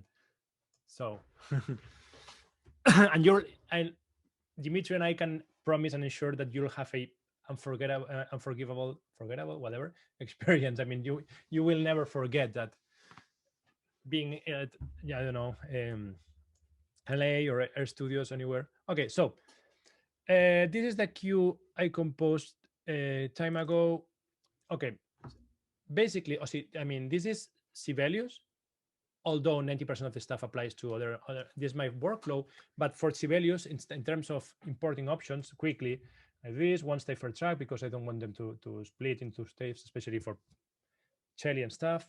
Order, keep track, names, show metronome marks, and then even like this or things like this may change depending on the project. So I may just give a quick look now, and maybe if I'm wrong, I will just re-import it. And sorry, I don't know with this showing up now, because there's something with logic that I didn't want.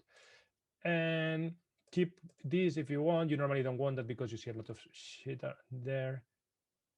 This, I don't want them to notate staccato dots or anything like that. Okay. Oh, very important. Don't do that, because if you import general MIDI, every time there's a channel 10, it will show that awkward percussion notation that you don't want on a cello or clarinet, right? You don't care if it's on viola, I know, but in the rest of the instruments, just sucks. Show metronome marks, round metronome marks. There's normally no point of adding 73.4. Just in increments of 1 is just more than fine. And then that's what you get, right? So things. I think this has at least 2 string passes that I did. I have this custom plugin that I commissioned this guy that will add these sets of staves, which is very useful. But basically you do that manually. I've done that manually all the time. Woodwinds 2, 2, 2, 2, 2. Brass, the difference is 2 or 3 staves of trombones. Let's do this one now. So basically you have none selected, and then you may want woodwind, brass. If you want choir, then strings 1, 2, or 3 passes. So I'm just going to add 3 just in case. Boom. This is the same as if you do manually, but it takes much longer, but you can just do that. And then I get this, right? Boom. So I can write here. So the way I orchestrate normally is on the MIDI. What I used to do is I had on my other screen my template open, and then I would just copy that across. But that's much easier to make mistakes, right? So what should I? Well, why not brass, right? We are doing brass. It just doesn't matter. I can do anything. So I find my brass. There are in order. So brass is this thing. All this brass, brass, brass, brass. All the way down to tuba. Okay, so I have all the brass now. I select all these brass staves here, and boom, I'm seeing all the brass here, right? So what I normally do, man, this is something awkward with, I think, again, logic or something. So please don't do that again. Sorry guys about that. Checking plugins because I've never opened logic in the system. Okay, these are just key switch that I don't use anymore. I use normally expression maps. That's another thing. So, okay, now I'm here with these guys. Why don't I? Sorry. Why don't normally what we normally do? So what I don't do that now. Do French horns. So it's still since there are so many staves, you can normally do something like horns. Boom. All the horns. I'm missing horns, and then go with the horns, right? And boom. So I'm just looking at horns now. What I do first is I don't orchestrate really. I put everything up here. Key switch. Okay. Everything goes up here. And tip, what I said before. I hope this just doesn't crash because it's acting up lately. Oh, saving, really? Sorry, guys. Sibelius crashed. Yeah, my system is not 100% stable lately for some reason. I know, Rolf, maybe Dorico makes it more stable, right? That's why I Well, use Finale. You know, they don't pay me to say that stuff, so I can't say anything. Okay, so this. And again, you could do this, right? Or again, you could just do this. And then all players are seeing both notes. So you can ask, oh, please, this 1 and 2 join the top line, and 3, and then only have the 4 one for the other line for any purposes you may have, right? Then whatever, you just you just get rid of those. Oops, sorry. It's a different thing. This, and then that, and just hide the rest, and done. So I do all this stuff. Whatever. Well, I should look. Well, I think it's something like this. Really. Well, sometimes this is just doubling the trombones or something. I just put it here and then deal with them with the trombones. So I don't take all the decisions here now. I'm just making sure I have everything. This is here, so I can just get rid of this. Okay, so I'm just doing horns as we normally would. This. I'll try to work always with as long as I can fit on my screen, so I make sure I'm not making mistakes when copying things across. This is up here again. That was doubled with Caspian horns for some reason. I can do this and then longer, boom, and then just. It's important you always go left to right, because if I'm copying here this, I know for sure that there's nothing else later on that I may be replacing.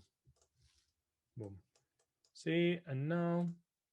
Yeah. Oscar, how long does it take to you approximately to orchestrate a soundtrack? And do you wait the composer to finish his work and then start? No. I mean, to finish a cue, yes, of course, but not the soundtrack, because last year when I went to record Bond, for instance, the weekend before session started, I had only received like 40% of the soundtrack, and then I went to now is when you delete the empty staves. Trumpets again. Oh yes, there's a horn empty. And also double checking as you check the part, right? Yeah, I see that it says stuff in it. Just don't delete without checking. Are you doing something else than copy pasting when you move stuff from stave to stave? Yeah, let me just grab trumpets. Yes, I need to show you. Yeah, trumpets, Caspian trumpets. Okay. Yes, and they keep sending new material during the sessions normally, or even conforms and new versions and stuff. So you just put your ass to work as soon as you can. It depends. I mean, it's not the same crazy animation film like Terminator. Lots of music, but it's more like less animation, less runs and this stuff. Although it has tricky things, of course. But I orchestrated that myself in 10 days, and it was like 100 minutes of music. So, Rolf, yes, I do this now, and if it's 3 trumpets, I can easily do that if I know, or these basic things I can do right away if I want. These sort of things I would do normally. But you're just copy pasting very fast. There's not a plugin. No, yes, copy paste, or well, with Sibelius you can just do alt click and it copies it anywhere you click. Yeah. Yes. So now, yes, I can just do this. Copy this here, hide rests, and then I have this. Boom. Then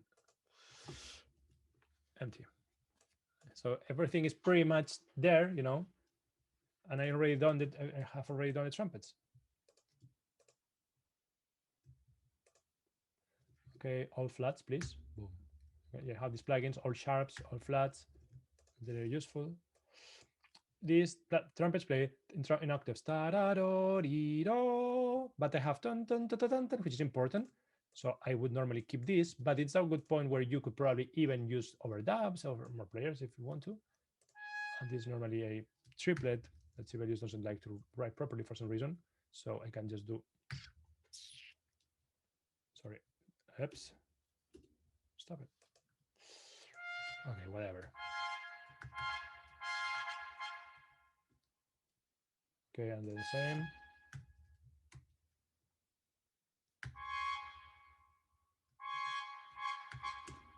Done. Sorry, and now this and this. This is your first day with Sibelius, right? Yeah, right. And then decisions. Third trumpet is going to play the bottom part, and then you gotta make decisions, right? It can either be like this, 1-2, or like this, 1-2, right? It makes sense to have it like this because especially of the leap here, and I maybe want to have more of the first one, but still you can still have this one and say play the top line something, and then even something like this maybe, and have this, sorry, this like bottom line on Q or something. But of course, if it's just unison in octaves, it's as easy as ask him to play down the octave. That's so easy. Oh, this didn't round up, but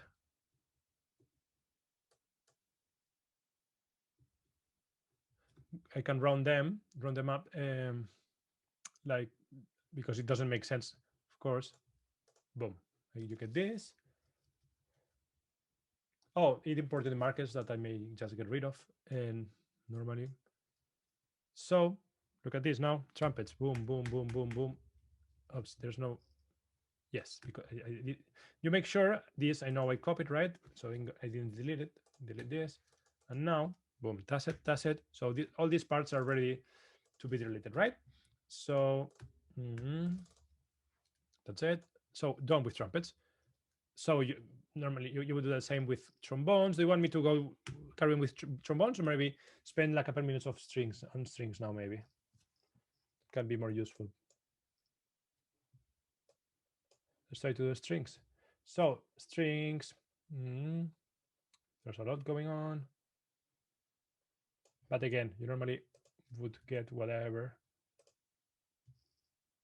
Man, you're gonna get. I mean, haven't orchestrated in like super fast in a while, and now if I orchestrate a couple, I start a couple days, I normally get faster. Now I'm still trying to find myself, but I think for showing you guys still, I like putting things on chat. Well, that's my personal things, right? Cello is nice because unless it's super high, you can get an idea of everything. If you put it in violins, it's easier to get lost. So I normally put it in cello, and then normally this is the way it divides in layers, which is not too bad. So I can just put this. No, this is cello. Okay, I can put this one up here. Then I can just do this, boom, and I have all the bass stuff here, and then all this here, and then just do some plugin to clean it up, and then what I had here, boom, get rid of the second layer, and now just maybe do this, something like that, right? Whatever. So yeah, this is how I manage.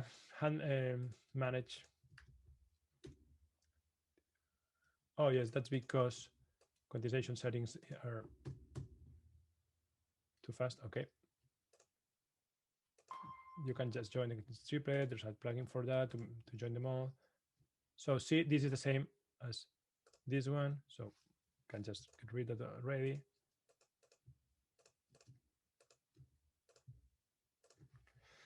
Then same.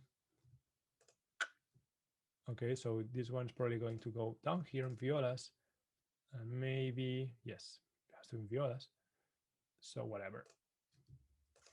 You got on violins, or you can do something like this, whatever you want, right?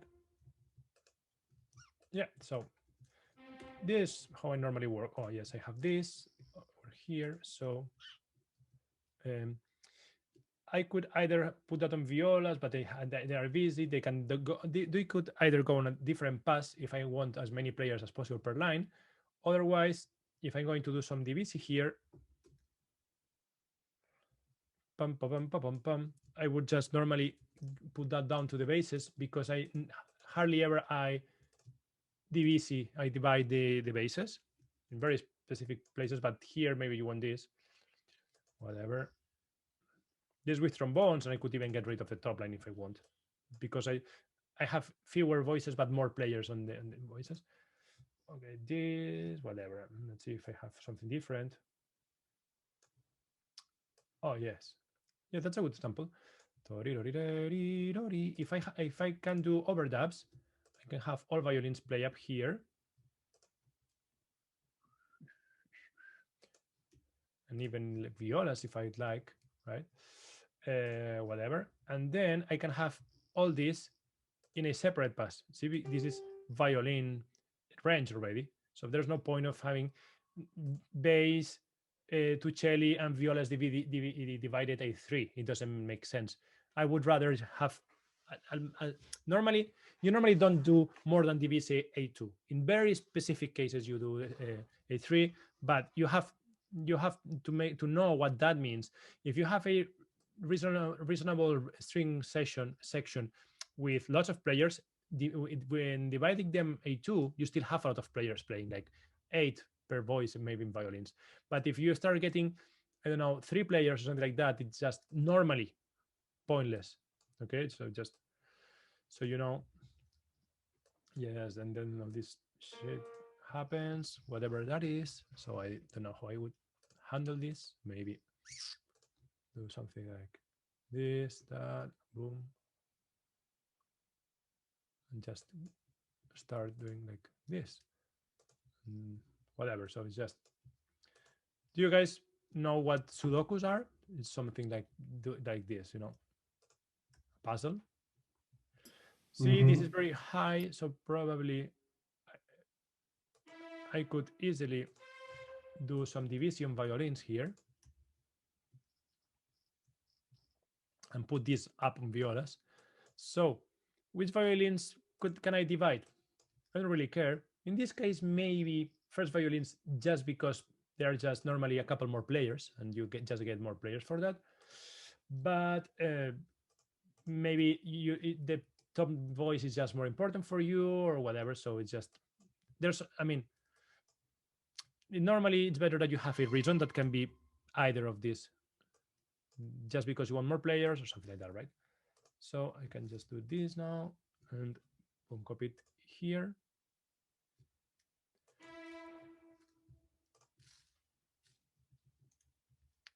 Is Dorico for Dorico users? Is it much faster than this, really, or because I never used it really?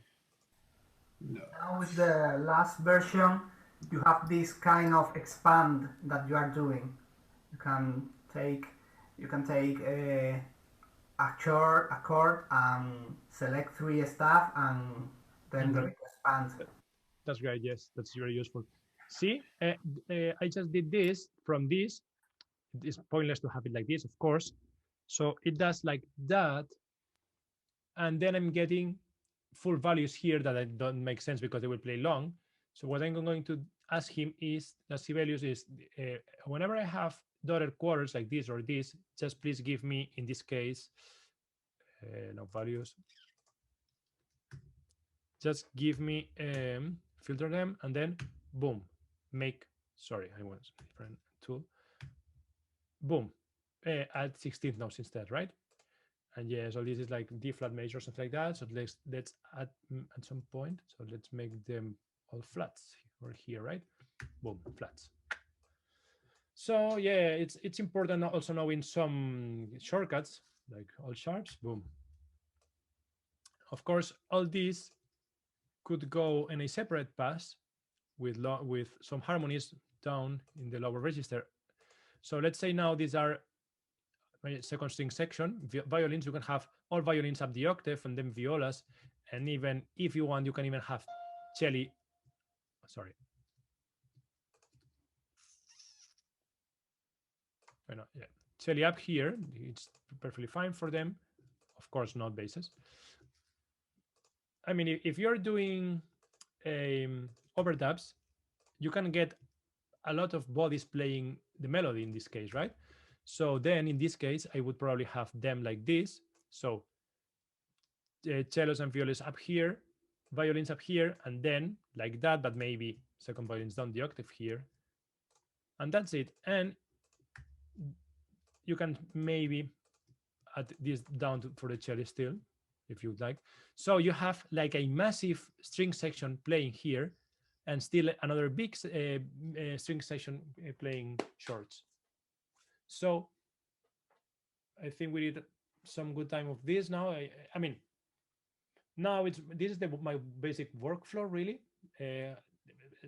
from how I copy things across the MIDI file, and then from here it comes with all the orchestration decisions that I already gave you some tips. So I hope that helped you guys somehow to. I think, Oscar, this one was very, very valuable to watch, and I'm in awe by your amazing workflow speed.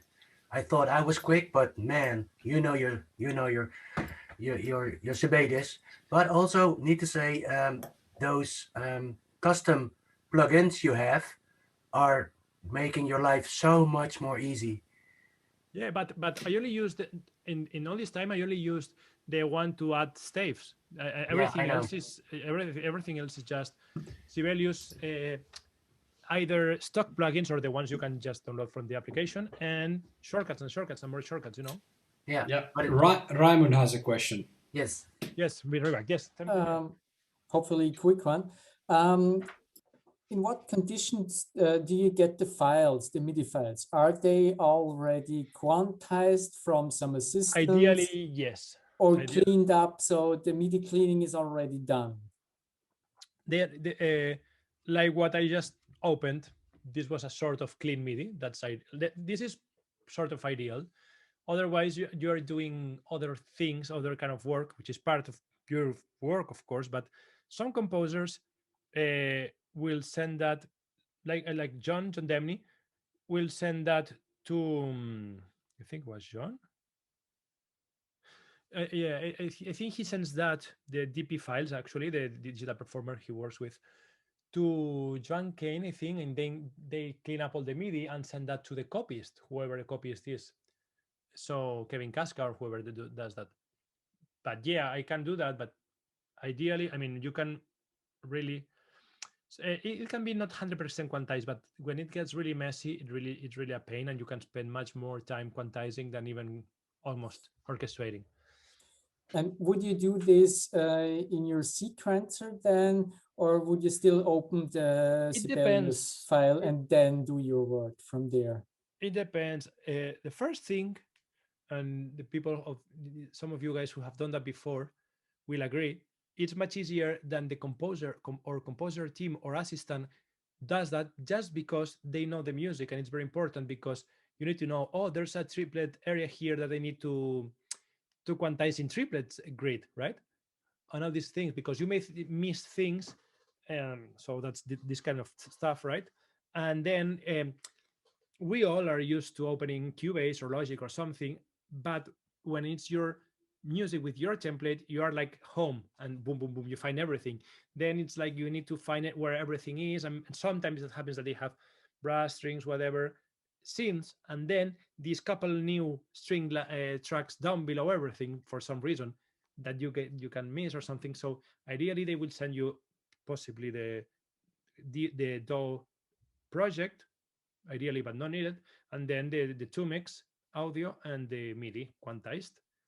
And sometimes it's good to have the separate stems, but most of the time I don't get them. So, and also I hardly ever play the 2 mix when I'm doing what you just saw, unless I have any specific doubt. And then when I'm finishing the orchestration and putting dynamics and everything, I do play it. And also then, of course, in case there are something you may miss in terms of mutes or effects or something like that, of course, you need to do that, of course. And of course, then is when I have my DAW open on the other screen to see velocities, if there's something, accents or something like that, which is very important, and things like that. Great. Thank you. Dimitri, do you have anything to add or to close off? Otherwise, I will stop recording.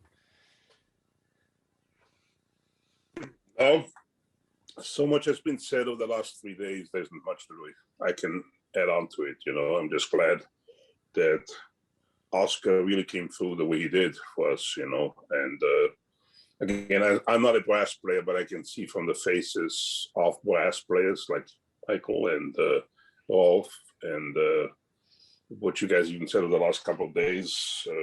It's really one of the highlights of our workshops for the last 12 years, And okay, so Natalia is telling us it's officially midnight. So what? Come on, guys. Brass players. We are not kids, for God's sakes. Let's face it. From my time in Spain, that's basically considered noon. Yeah, right. It's just a lunchtime. What the heck, No, but I know it's fatiguing and it's a little also tiring. Of course, especially when you pay attention, you guys are actively working along. It's completely understandable. But the fact remains, sometimes you have to work overnight. I know some famous people like Conrad and Mark Isham used to record from here in Bratislava, so they had to sit to midnight at Capitol Records with 9 o'clock in the morning in Bratislava time. So they were working a whole week every night at 12 o'clock midnight till 7 or 8 o'clock in the morning, a double session. So that's just the way it goes. And quite often you have to work past midnight, no matter what, just to get this stuff ready. Well, yeah, I will. If unless you have something to add to that, I just want to thank everybody again. Say thank you to all of it, and wish all of it good luck. Keep in touch. As I said, you can ask us questions. We're still always available. We're just a mouse click away for you guys. So stay safe, stay healthy, and let's try to get through this crazy pandemic as soon as we can. Okay? All the best.